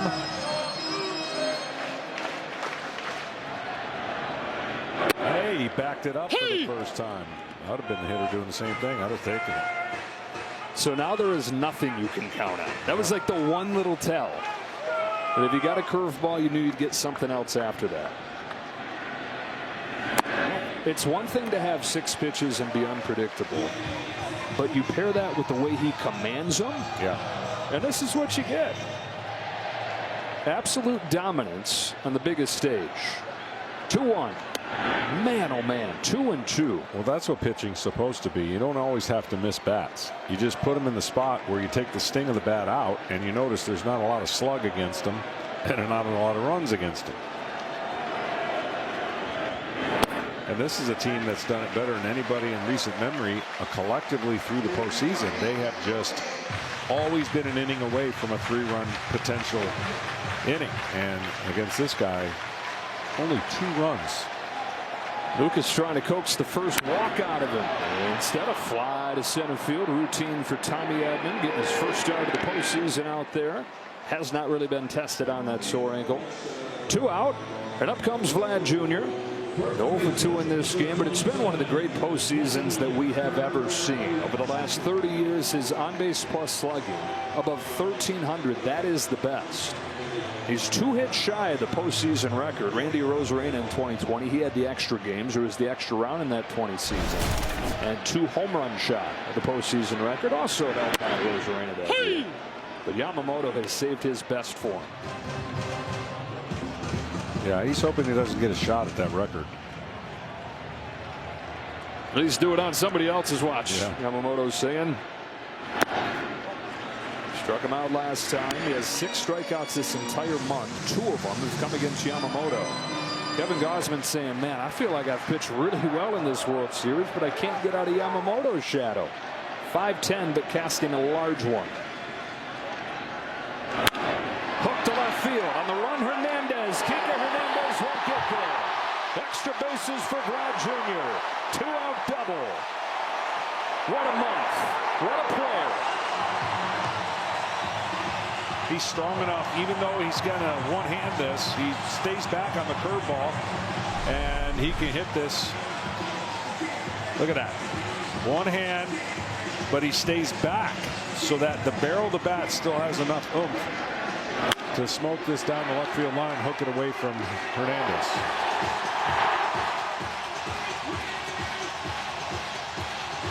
Vlad like his dad right there. Vlad said at the start of the postseason he wanted to win a World Series and then give the ring to his dad. When talking to people around the Blue Jays, that wasn't just something that he said and was a good quote. That is a genuine, deep motivation of his to be able to say thanks to his father for helping him become the player that he is, the person that he is. Hall of Fame career for Dad.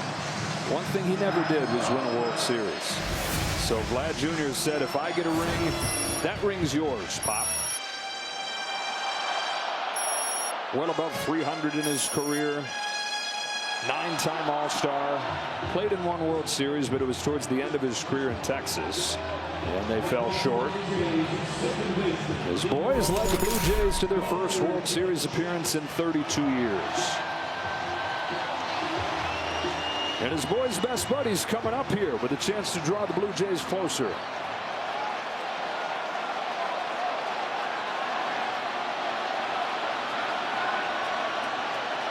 Oh, Bichette takes a curve for a strike.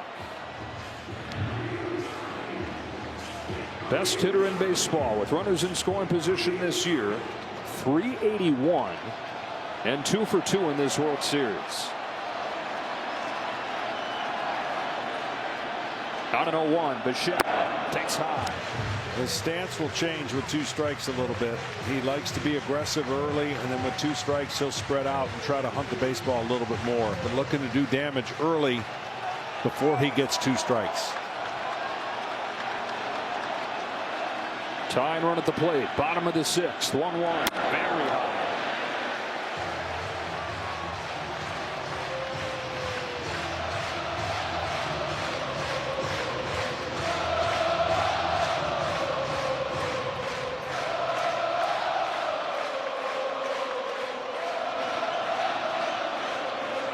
Yamamoto's 2-1, poked foul, and it's 2-2. Swings himself out of his helmet right there.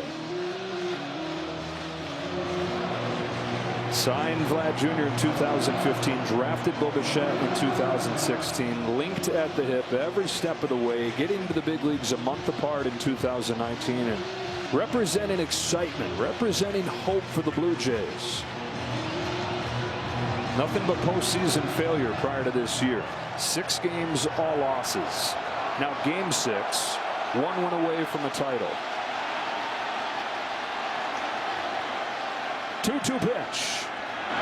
Full count. And the Dodger bullpen has started to work.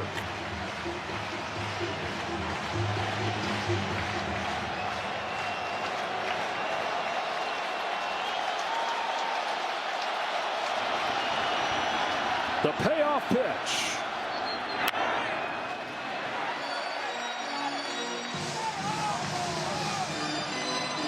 Well, at least the Blue Jays are making these last couple innings a pitch count nightmare. Up above 90. Robleski warms. Varsho waits on deck.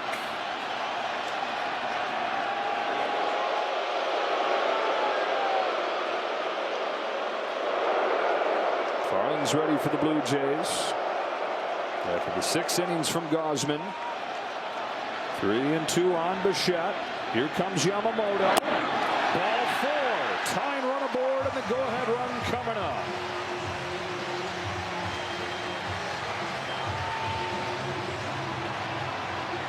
The first walk in 15 innings in this World Series.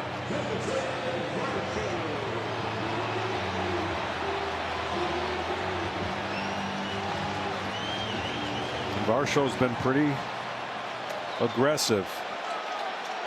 Early count.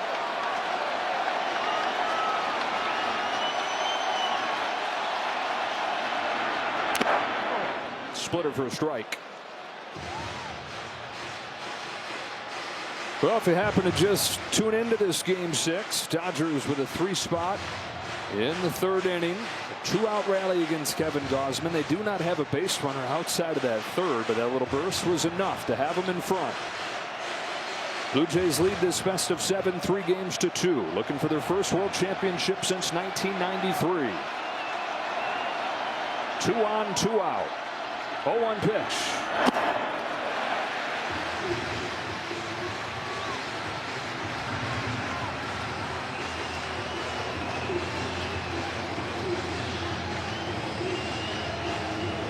Robleski's ready. Yamamoto retired the first 2 in this inning. Double walk, and now 1-1. Varsho tops it along first, strike 2.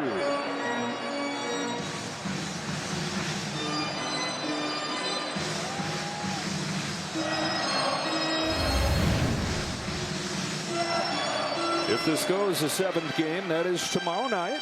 Coverage will start at 7 o'clock Eastern. First pitch coming at 8. Tying run on here in the 6th. The 1-2 pitch. He struck him out. Yamamoto gets out of the first jam of the ball game with a strikeout of Varsho and keeps the lead 3-1. We're back after word from your local Fox station. Yamamoto trying to get it to a Game 7.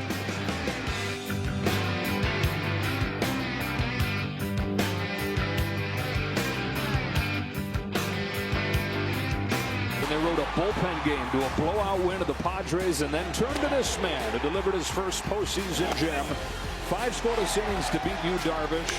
Solo home runs from Kike Hernandez and Teoscar Hernandez. And the Dodgers are off and rolling, and so is Yamamoto, who has been awesome in the postseason from that moment forward. Blue Jays bullpen takes over. Louis Varland downstairs with the first pitch to Max Muncy. After pitching in 74 games during the regular year, split between the Twins and the Jays, his 15th of the playoffs, his 89th appearance this year. Rubber arm Lou is in with a curve for a strike. With that big breaking ball on the electric fastball.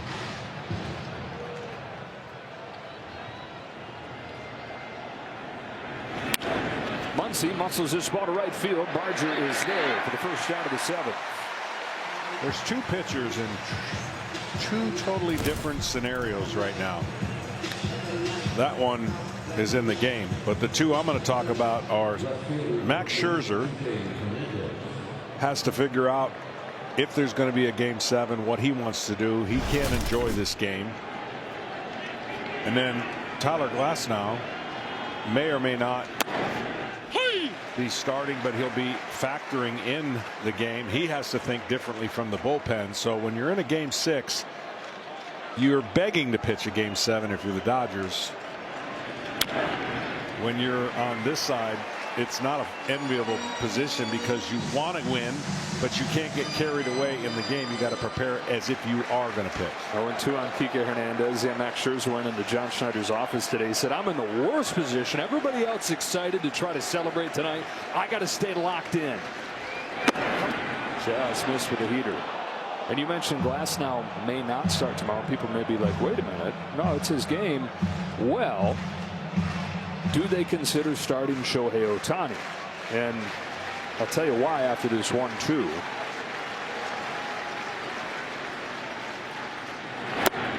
I think the plan is that they would like to use Ohtani at some point if this gets to a Game 7. If you use him in relief, when you take him out of the game, you lose his bat. Now look, if you use him in relief, it's as the closer in theory to end the game. But what if the game doesn't end? What if he blows the save? And then you got to take him out. His bat's out of the game. I know that you want to use him as the closer, but the only way to guarantee that you get to keep his bat, by rule, is to have him be the starter. Yep. Look, if you know you're going to get, say, an inning, or if it's 2 innings or however many, might as well make that where you can protect his bat. I agree. And that the fact that he's willing to do it makes for an intriguing decision that if they get to make that decision tomorrow, I'm sure Dave Roberts will welcome it. 3-2 on Hernandez, who's making Varland work here with 1 away in the 7th. Dodgers by 2. Took one down, blink through it, strike 3. Kenny, what do you think as the Dodgers look ahead to a potential Game 7? Joe, you nailed it. They have every incentive to use him as a starter and not as a reliever. Obviously, as you said, you use him as a reliever, you lose the DH. Also, first mound visit, if you are removing him as a pitcher, if you're using him as a reliever, you've got to move him to a position to keep him in the game. First mound visit, you've got to do that. Then, if you move him to a position, he would still hit in the same position in the batting order, and the new pitcher would hit in the spot of the replaced players. So again, there's a lot going on. If you use him as a reliever, use him as a starter, you do what you do in Game 1 of the division series against the Phillies. Glasnow came in for Ohtani in relief. 2-0 on Tommy Edman, and that's the other thing. It wouldn't be putting Tyler Glasnow into a spot that he's never been in. And different than past years where the Dodgers may be guilty of overthinking it a little bit. You go back to the way they operated in 2021. This is not overthinking it. This is optimizing Ohtani and threading the needle through that specific wording of the rule, the two-way rule, where you only get to keep him in if he's the starter when you take him out. 2-1. Strike 2. Dodgers across that bridge if they can get to it. Blue Jays no. Mad Max. 2-2. Shane Bieber, of course, available as well, and probably just about everybody else. Such as Game 7. On a 3-2, Edman lifts a fly ball to center field. No big deal for Dalton Varsho. And we head to the 7th inning stretch in Game 6. The Dodgers 3, the Blue Jays 1.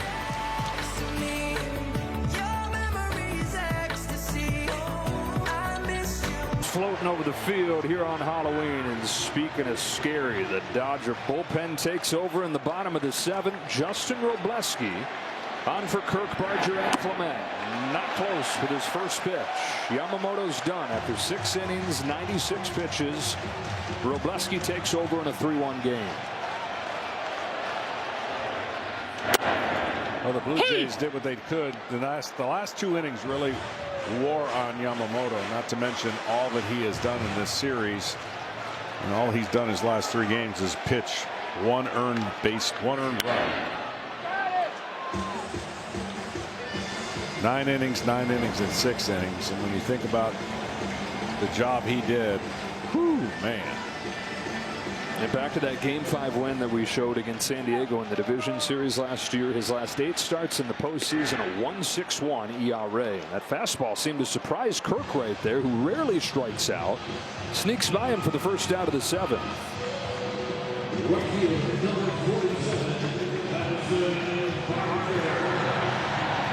The Dodger bullpen, remarkable in Game 3. They had 11 consecutive scoreless innings. But in the 3 losses in this World Series, they've given up 9 runs. And you knew that it was the big problem for the team coming into the postseason. Starting pitching had been good enough to cover it up through the championship series. Does the bullpen have 9 outs in it tonight? There's a Baltimore chop along first. Pick up, Rojas got him. Oh, Miguel Rojas, do or die play for out number 2 of the 7th. That's the only way he could have got him. You watch it and look it in, and you don't care what grip you've got. That's the only chance he had on that high chopper. That's sweet. Dave Roberts playing a gut feeling on this guy, saying even the way he takes the field brings a different kind of energy. They're looking for every edge they could get. Ball on Clement. Justin Robleski, who hadn't pitched in a month when he took the ball earlier in this series. Here's a shot to left center field. Hernandez will not get there. Extra bases for Ernie Clement. Second hit of the ball game. 2-out double. Again, the tying run coming up.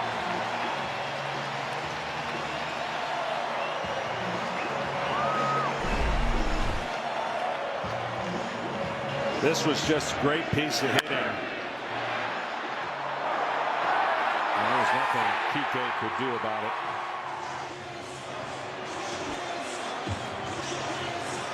Visit from Mark Pryor. Andres Jimenez, the left-handed batters coming up. John Schneider's been very aggressive pinch hitting and subbing guys in this World Series. He's got 4 right-handed bats on his bench, but looks like he's going to let Jimenez hit. Yeah, he's trusting him against this left-handed reliever. And interesting, you know, he trusts his players, see what his swinging of the bat been pretty good. But yeah, this would be the chance to pinch hit. Quick word from Strauss. From the fields we farm to the fields we play, work wins the game. Strauss and Major League Baseball. Gear for any season. You've shown the whole way that he's going to trust his players. You trust Bo Bichette to go in there when he says his knee's ready. Sasaki's getting loose. He trusts George Springer to give it a go tonight. He trusts Andres Jimenez with 2 gone in the 7th, and he swings through a fastball.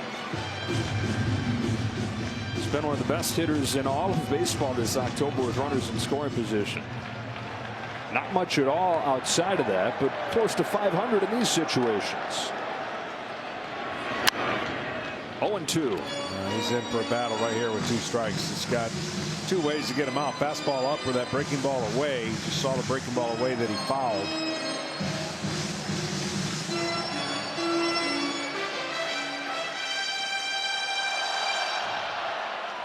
Life comes at you fast if you're Justin Wrobleski. Out of the picture until the World Series. Now the highest of leverage.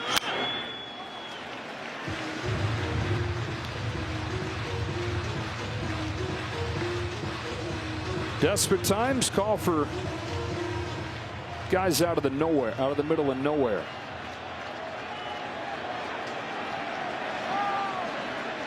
Wrobleski fires another 0-2. Top of the order, George Springer after him.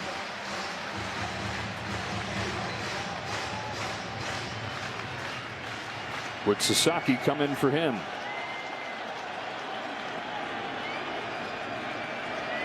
The 1-2 pitch. On the hands, scratch foul.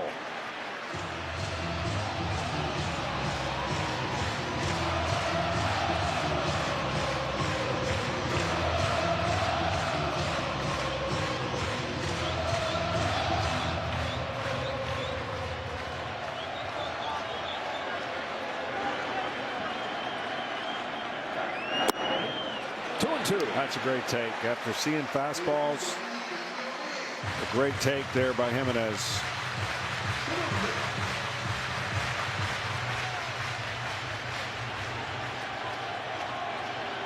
From 0-2 to 2-2, here comes. And oh man, we've seen him do this throughout the month. He had a key at bat where he fought off several 2-strike pitches and then singled in Game 4. Glove first, shortstop. But a bat when the moment's called for this month. This time he's down on a fastball. A roar from Wrobleski. Stepping into the spotlight and delivering. So the bullpen for the Dodgers. To the first tightrope of an inning. To the 8th inning in Game 6.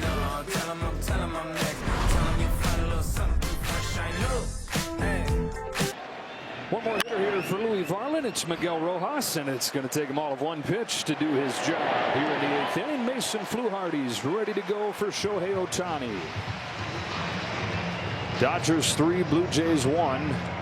Here comes John Schneider. Fluharty's been their Ohtani killer back to August when he struck him out to get his lone save as a big leaguer. So the top of the order for the Dodgers here, nursing this 2-run lead, looking for some insurance.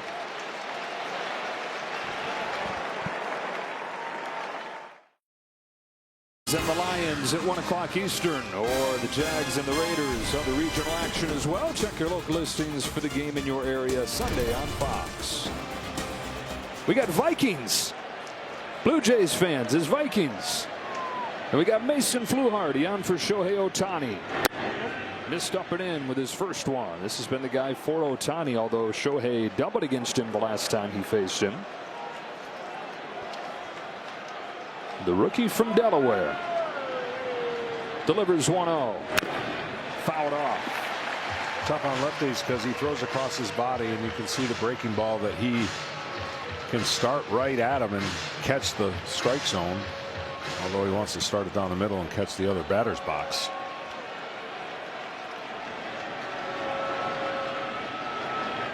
If you're looking for a hidden turning point in this series, bottom of the 6th inning in Game 4, Jays had a 2-1 lead. Fluharty came on for Bieber with 2 on and 1 out, got out of it. The next half inning, Toronto scored 4 against the Dodger bullpen. The difference never starker than right there. As the Jays tied up the series, took the lead the next night. Fluharty's 1-2 to Ohtani is down and away in the count evens.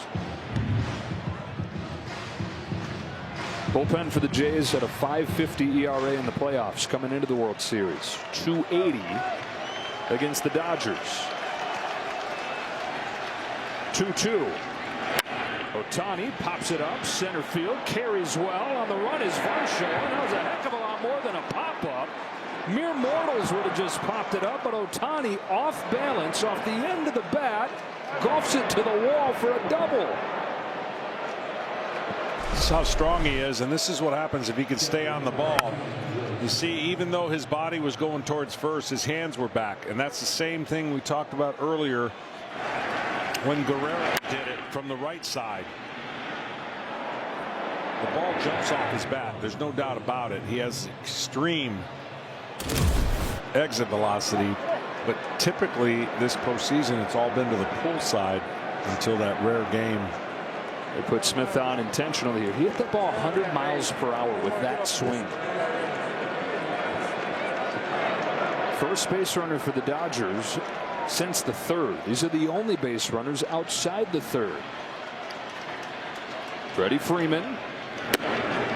And these feel like huge runs for the Dodgers. With the lack of offense outside of that third inning, start to smell funny if you're a Dodger. And with the bullpen trying to protect it. Too close for comfort for LA. It's been part of the problem. The offense hasn't been there, and so a bullpen that is not deep has had zero wiggle room.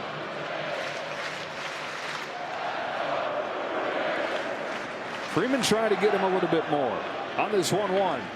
It's a towering fly ball to right field, but not particularly deep. Barger comes on, makes the catch. Ohtani won't even bother with his cannon. 2 out. MLB Together is baseball's platform embodying the sport's commitment to philanthropic causes and mental wellness efforts by teams, players, and the league. To learn more, go to MLBtogether.com. Now another 2-out chance for Mookie Betts.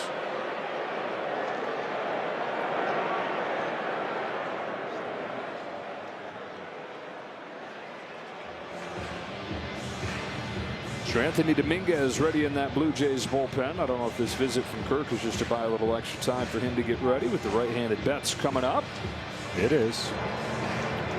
It's the time he needed. A couple more tosses for Sir Anthony. Ohtani's at second, Smith is at first, and Mookie Betts, who has the biggest hit of this ball game, will look for another.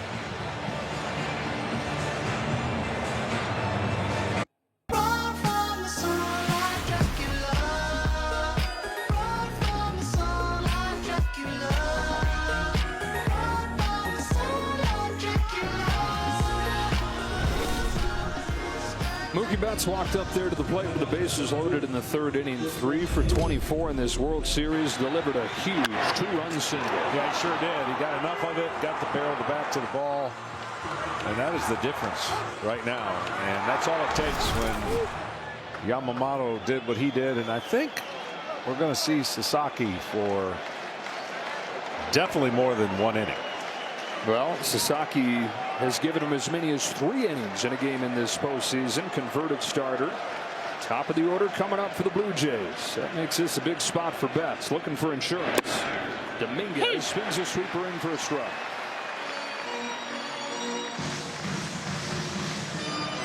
You see the walks there. That's what is the only thing that will hurt him at times. He's got a live arm, but sometimes not in the strike zone enough.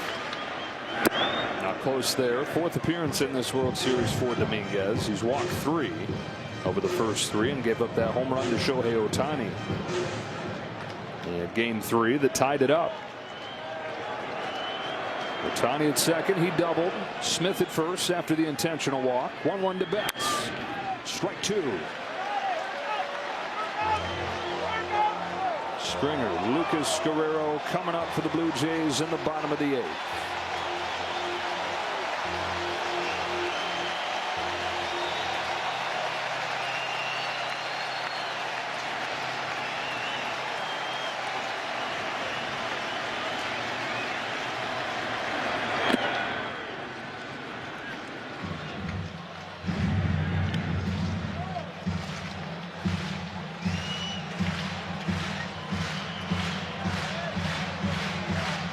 This is going to be a fastball. Has to be away.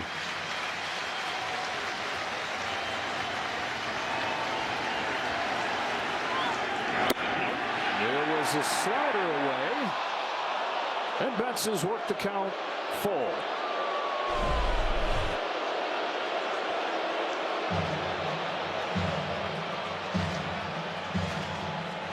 Teoscar Hernandez on deck. 2 on, 2 out here in the 8th. Runners to get a head start with the pitch. There they go. Here it comes. Mookie Betts takes ball 4 to load him up. Just missed upstairs.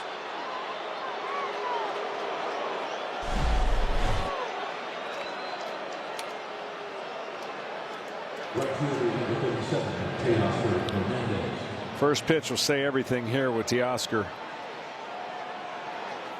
Don't know if he can lay off the slider away unless he's taken the first pitch. You just happen to have Kevin Gausman out of the game. 0 for 3 today. Fastballs blazed by him. But then you got to face Dominguez. He's faced him 3 times in his life and struck out all 3 times. He's saying, do you have anybody down there that I'm good against?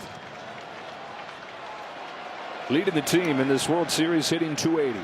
0-1 pitch. Lays off.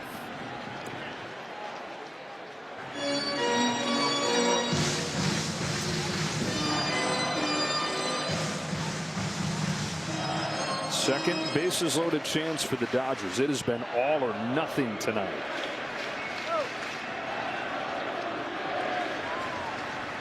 The 1-1. Hernandez tied up, strike 2.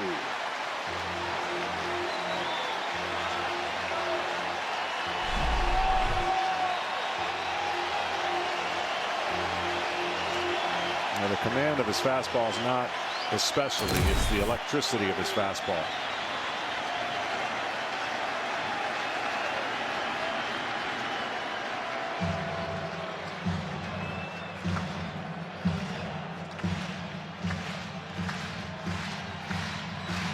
Dominguez, most experienced postseason pitcher on this Jays roster.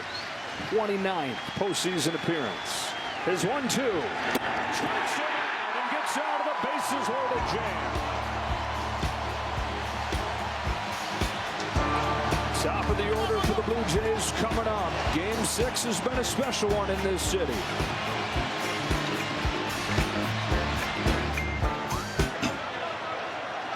'23-year-old rookie closer Roki Sasaki for the top of the order in the 8th. Springer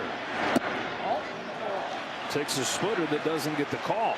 Yeah, that's a good splitter, and he's got a great one. And the question is going to be whether Springer takes a strike, knowing this is a tough situation for the young man. And what you want to see is whether or not he has the feel for the strike zone, being that this is not his sole role, even though he's taken it on. And so far, 2-0. Got to get on to get the tying run to the plate.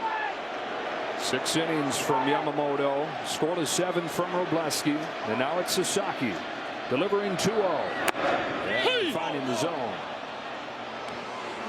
Dodgers will likely look to Sasaki for the last 6 outs of this game. 6 outs to a 7th game. Andy Pages into the game in right field, replaces Teoscar Hernandez. 2-1 pitch. Springer fouls it off. 2-2. George has knocked in the only run of this game for the Blue Jays. A surprise addition to the lineup after injuring his side in Game 3. Clearly been in pain on all his swings. Fighting through it, leading off the 8th. Chopping a ball down the line and sneaking it into right field. Pages hustles to the ball to hold him to a single. He says, I don't know, but it'll do. And the tying run comes up.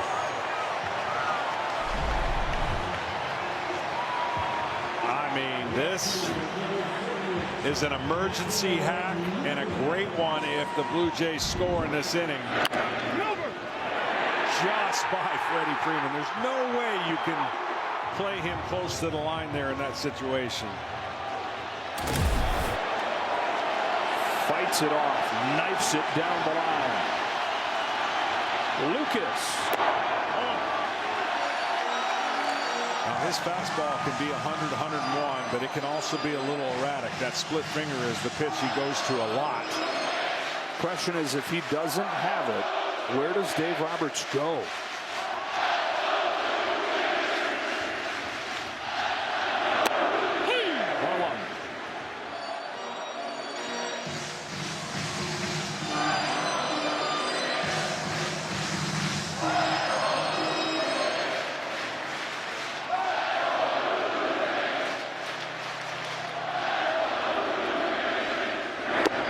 2.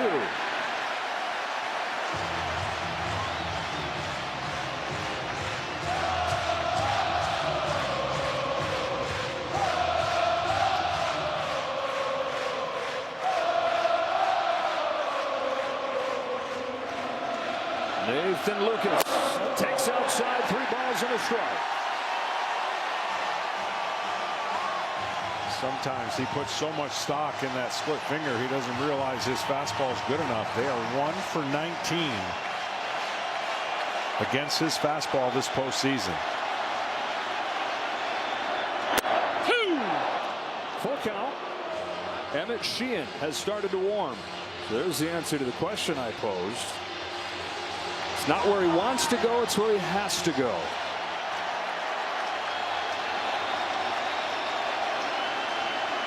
The payoff to Lucas. In the air to center field for Tommy Edman. 1 gone in the 8th. And now to the plate is the tying run, Vladimir Guerrero Jr. Yeah, Lucas obviously wanted to get a hit, but worst case scenario, just don't hit it on the ground. Guarantee that Guerrero has a chance for 1 big swing.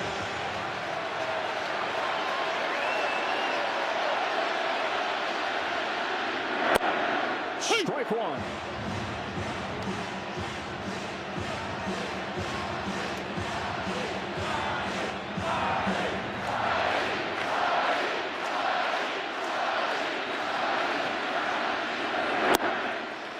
One.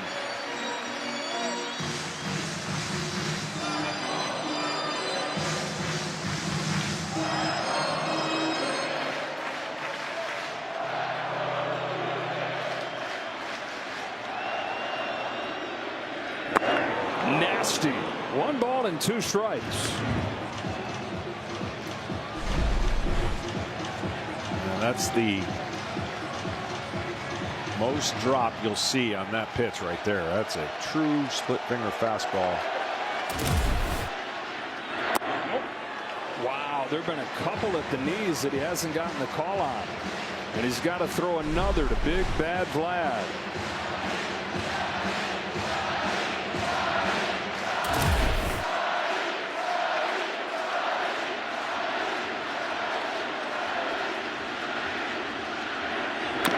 Spoils it.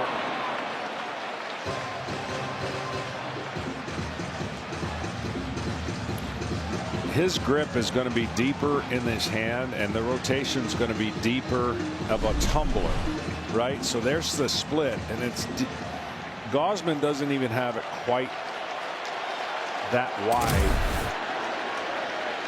Another 2-2. Guerrero pulls his hands in. Ball 3. Bichette's on deck. 3-1 game, bottom of the 8th.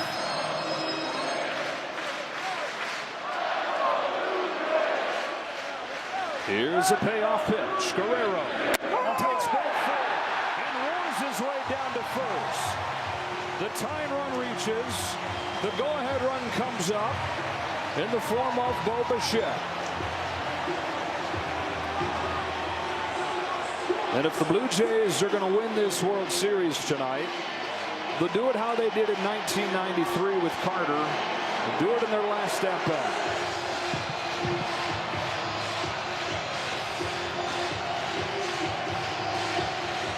They were the hope. They were the spark. Bo Bichette, Vlad Guerrero Jr. brought into the organization a year apart. And that's not even to say anything of the manager that guided him up through the minor leagues. That, of course, was John Schneider. And he said he'd get excited about prospects.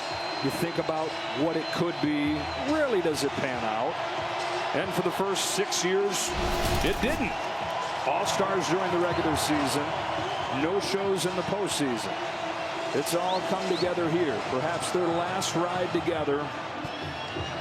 Bichette, a free agent at the end of this season. And Vlad Jr., who's here for the long term, says, take a breath. Take a deep breath.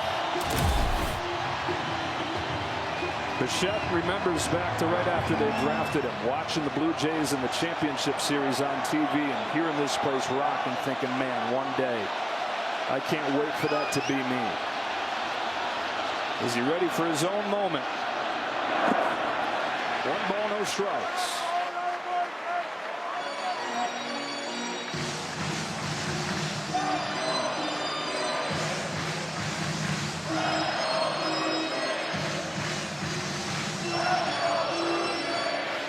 Outfield with their backs to the wall. Tying run at first. Go ahead run at the plate. Bichette swings and misses at the fastball. Like I said, he's got a great fastball, but he's really heavily using his split finger.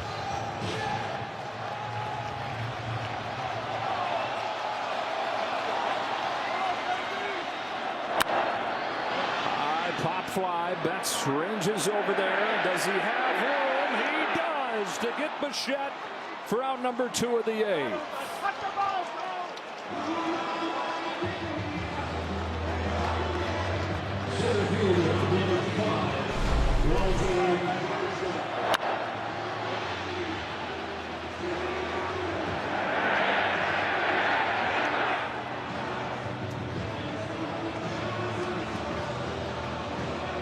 It's up to Dalton Varsho.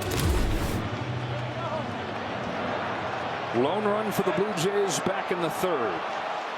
All the runs in this game coming in the 3rd. Varsho's 0 for 3.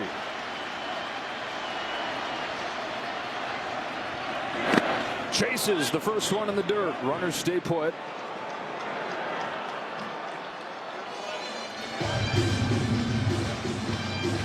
Dodgers found a closer in their pocket. Roki Sasaki started this year as a starter. Injured for a lot of the season. Out of the picture, working his way back in the minors. Dodgers didn't really figure he'd be back, but they were desperate to see what they had. Found themselves a closer here for the postseason.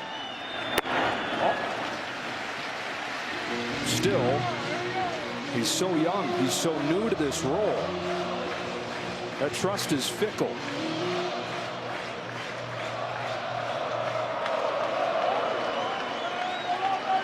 The 1-1 to Varsho in the dirt for ball 2. Kirk is next. Yeah, I still think he's going to profile as a starter, but right now he is on a hot seat, learning a role.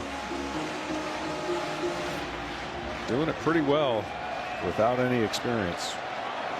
25th pitch of the inning coming here. 2 on, 2 out, a 2-1. Grounded to second to Rojas gloves. Over to first. That's the inning. Roki Sasaki tiptoes his way out of the 8th inning. On to the 9th in game 6.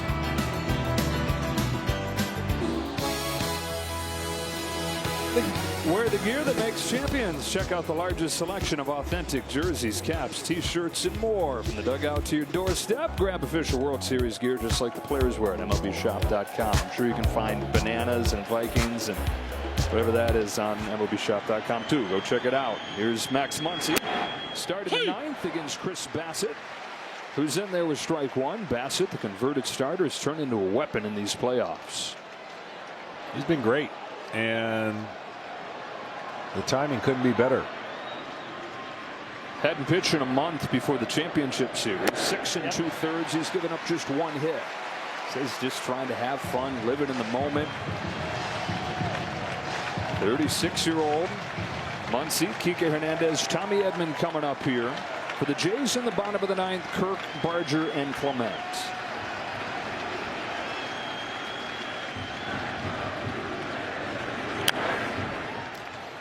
Well, we talked about in the open, the Dodgers have not lit up the scoreboard, but what they did is the first time all series they had a 3 spot in an inning, and that is holding up at the moment. They're 91-5 when they have the lead after 8 innings.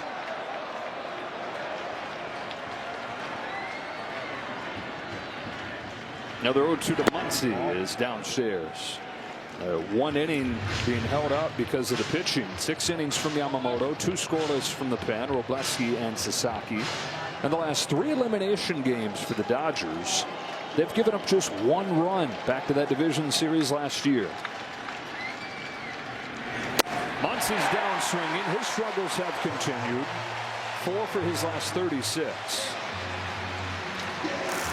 Coming up after the game, stay tuned for the post-game show on Fox and FS1. Kevin Burkhardt, Alex Rodriguez, David Ortiz, and Derek Jeter, presented by Strauss. These guys played in their fair share of tense postseason series. Here's the latest. Dodgers and Blue Jays, 3-1 in Game 6. Dodgers 3 outs away from forcing Game 7.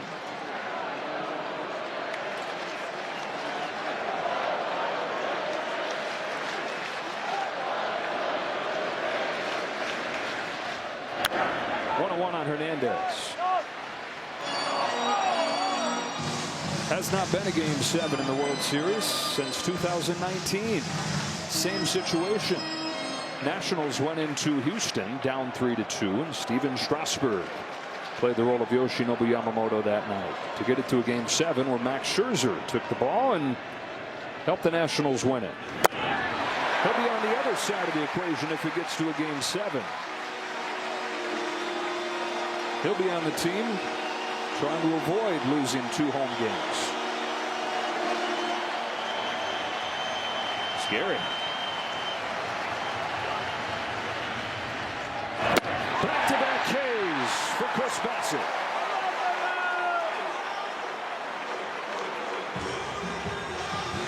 Arms and legs and funkiness coming at you from all the angles. He has that really slow breaking ball that we haven't seen yet. Tight slider, cutter, sinker, fastball. Right now he's pitching great. Tommy Edman 1 for 3 in this game. He started the 3-run rally with a double. Pokes it down the left field line, fading, foul.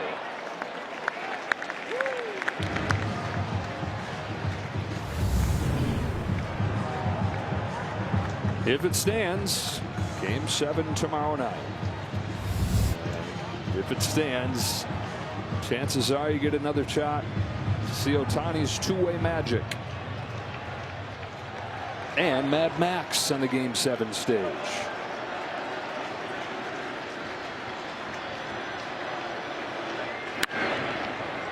Strike 2. So many big innings for the Blue Jays in this postseason have started with the bottom of the 9th will. Bottom half of the order. I think we're going to see the slow curveball right here. He throws it more than anybody. More pitches 75 or below than any man in baseball this year. Chris Bassett blazed it.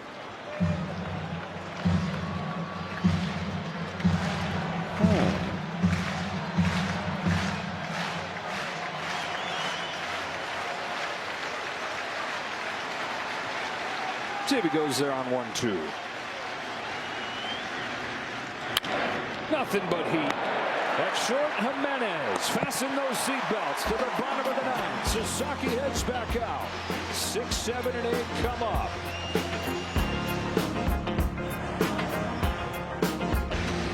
Yamamoto with a game for the ages. Game 2. Complete game. First one in the World Series in a decade.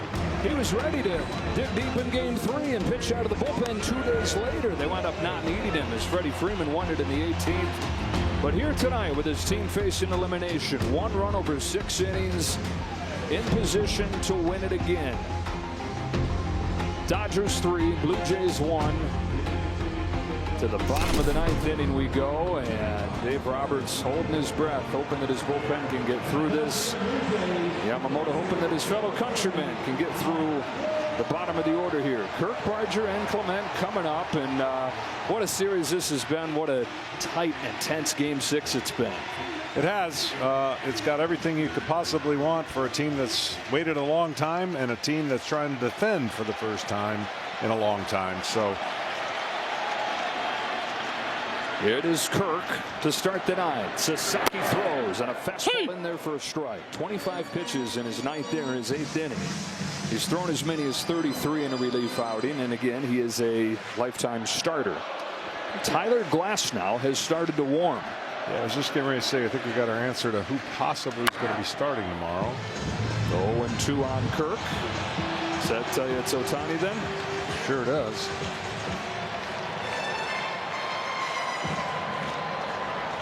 Figured that Glasnow would still be the bulk guy. 0-2 to Kirk. Oh, hit him with the 0-2 pitch. Did they say that there was a swing? Asked down to first. First base umpire Will Little says no swing. Kirk's in some pain, but well worth it for him and the Blue Jays here. The tying run is coming to the plate. Splitter that gets away and catches him right on that side of his hand. On an 0-2 pitch.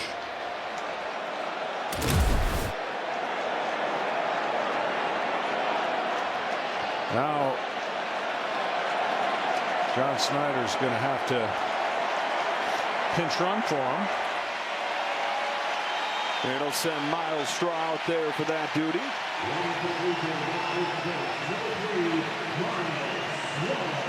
And yeah, it's the bottom of the order, and it's the 7-hitter, but this ain't any old 7-hitter coming to the plate. This is Bam Bam Barger with a chance to tie this game. Justin Dean in center field. Yamamoto 3-1 surprised him with 2 fastballs down that he took. He won't be taking many pitches in this at bat. 3 homers this postseason for Barger. First pitch. Fouls off a fastball. This is the 46th game of these playoffs. There has not been a 9th inning comeback.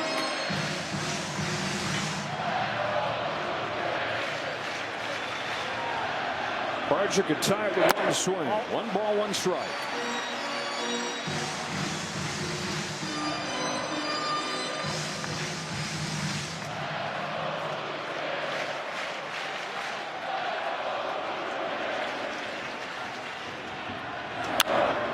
Fastball popped up down the left field line. Back goes Muncy. On comes Hernandez. Just into the nook right there. Now the dimensions of the ballpark play a role. It's 1-2.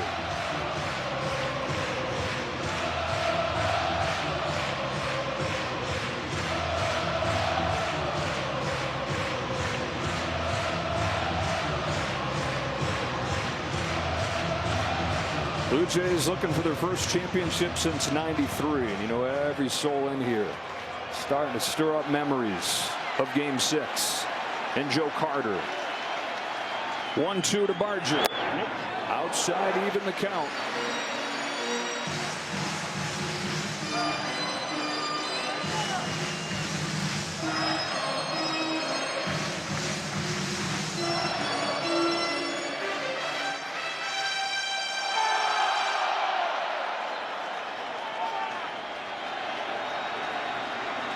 Sasaki's 2-2. Line to deep center field. Dean on the run. Justin Dean won't get there. It wedges in the bottom of the wall, and it's a dead ball. It's a dead ball. The umpire's hands are up, and the runners will head to second and third. It'll be second and third, nobody out.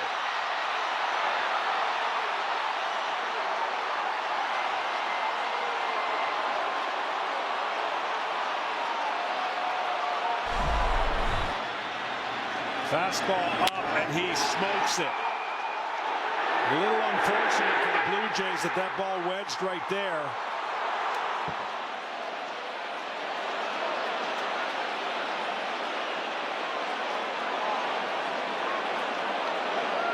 And heads up play by Justin Dean to throw his hands up, because as soon as he reaches in there to play it, they lose the right for that to be a dead ball. But because he throws his hands up, doesn't play the ball, the umpires throw the hands up and immediately kill it. So second and third and nobody out. The tying run is in scoring position. The winning run, the World Series winning run, is coming to the plate.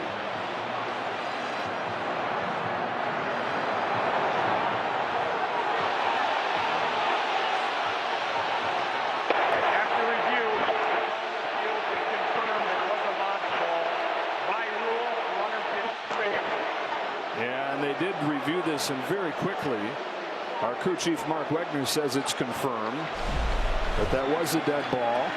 Wedged there, the bottom of the fence. 32 years after Joe Carter ended the World Series with a go-ahead home run, with a walk-off home run, one of the 2 World Series-ending walk-off home runs. The Blue Jays have a shot to repeat history.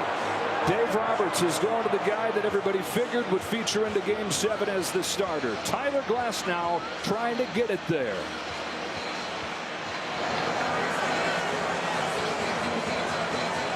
Pirates. Joe Carter did it against the Phillies in '93. Those are the only walk-off home runs to win a World Series. I asked Joe about it a few days ago, and he said, I was just trying to get the guy in from third to tie the game, or just trying to get the tying run in from second. He said, do less to do more. Yeah, and the right guys at the plate to at least make contact to drive in at least one of the runs. The infield's going to be playing back, so they're going to give up the one, and then I would assume make a decision if the runner goes over to third. Ernie Clement, tying run at second, winning run at the plate, and a pop-up right side. Freddie Freeman for the first out. Wow. Fastball up and in on a first pitch fastball that Clement loves to hit off of.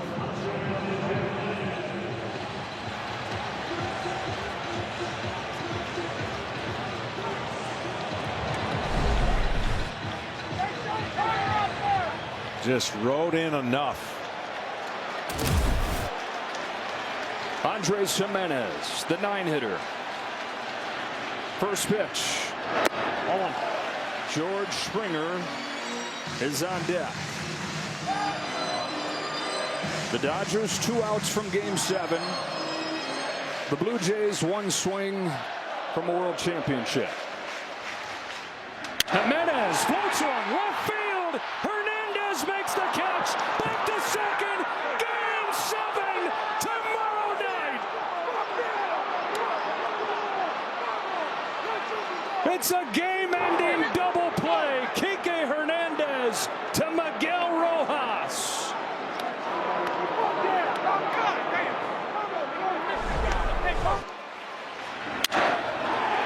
Well, this ball hangs up enough, and you can see right away that Kike was going right to second. Blue Jays are taking a look, but as the replays show, Hernandez to Rojas, who picks it, and baseball moves to November. Unreal. What a game, what a series, what a season of baseball. The Dodgers have forced Game 7 by the narrowest of margins. The Blue Jays had second and third and nobody out. Tomorrow's supposed starting pitcher, Tyler Glasnow, comes on. And just like that, he's out of it.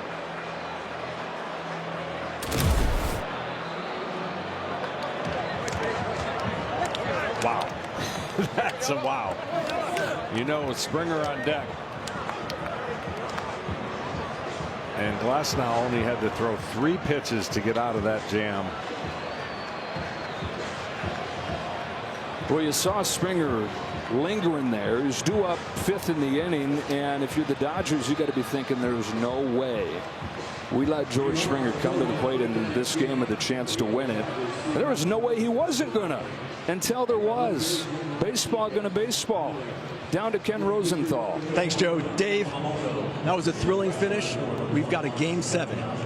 What went into your decision to use Glasnow in relief tonight, and what does that mean for your Game 7 pitcher tomorrow? You know what I told you before the game, Kenny, man, this is do or die. You got to leave it all out there and pick up the pieces. So, you know, I just felt right there. You know, Roki wasn't as sharp, and I felt, you know, right there, Glass, a guy that has swing and miss stuff, and I just wanted to bet on him. He's been chomping at the bit to make an impact, and, you know, we'll talk to the guys tonight, see how they feel tomorrow, but, you know, from Yamamoto to what Robo did tonight, and we got hits when we needed to. Mookie came up big, so man, we live for Game 7. So here we go. How inclined are you to start Ohtani?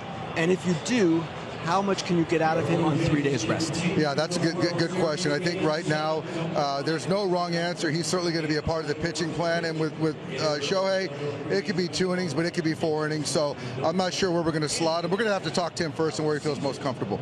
Finally, you changed your lineup tonight. Mookie had a big game. Rojas at second base was brilliant defensively. Same combination tomorrow? Same combination. I think Rojas, and we talked about that earlier, he just infuses some energy, some toughness, and what he did defensively was huge. Kike made that great play right there, and obviously Mookie let the game come to him a little bit, and he had a big hit for us. Dave, thanks a lot. Good luck tomorrow. Joe, back to you. 2 best words in baseball, Game 7. Studio guys getting ready for the post-game show, brought to you by Strauss, and the way that Game 6 ends. A double play, Kike Hernandez to Miguel Rojas, and the Jays go from second and third, nobody out, to having to play Game 7 tomorrow night. What a ball game. What does Game 7 have in store for us? We know we're going to have Mad Max. We know we're going to have Shohei Ohtani two-way. What else will there be?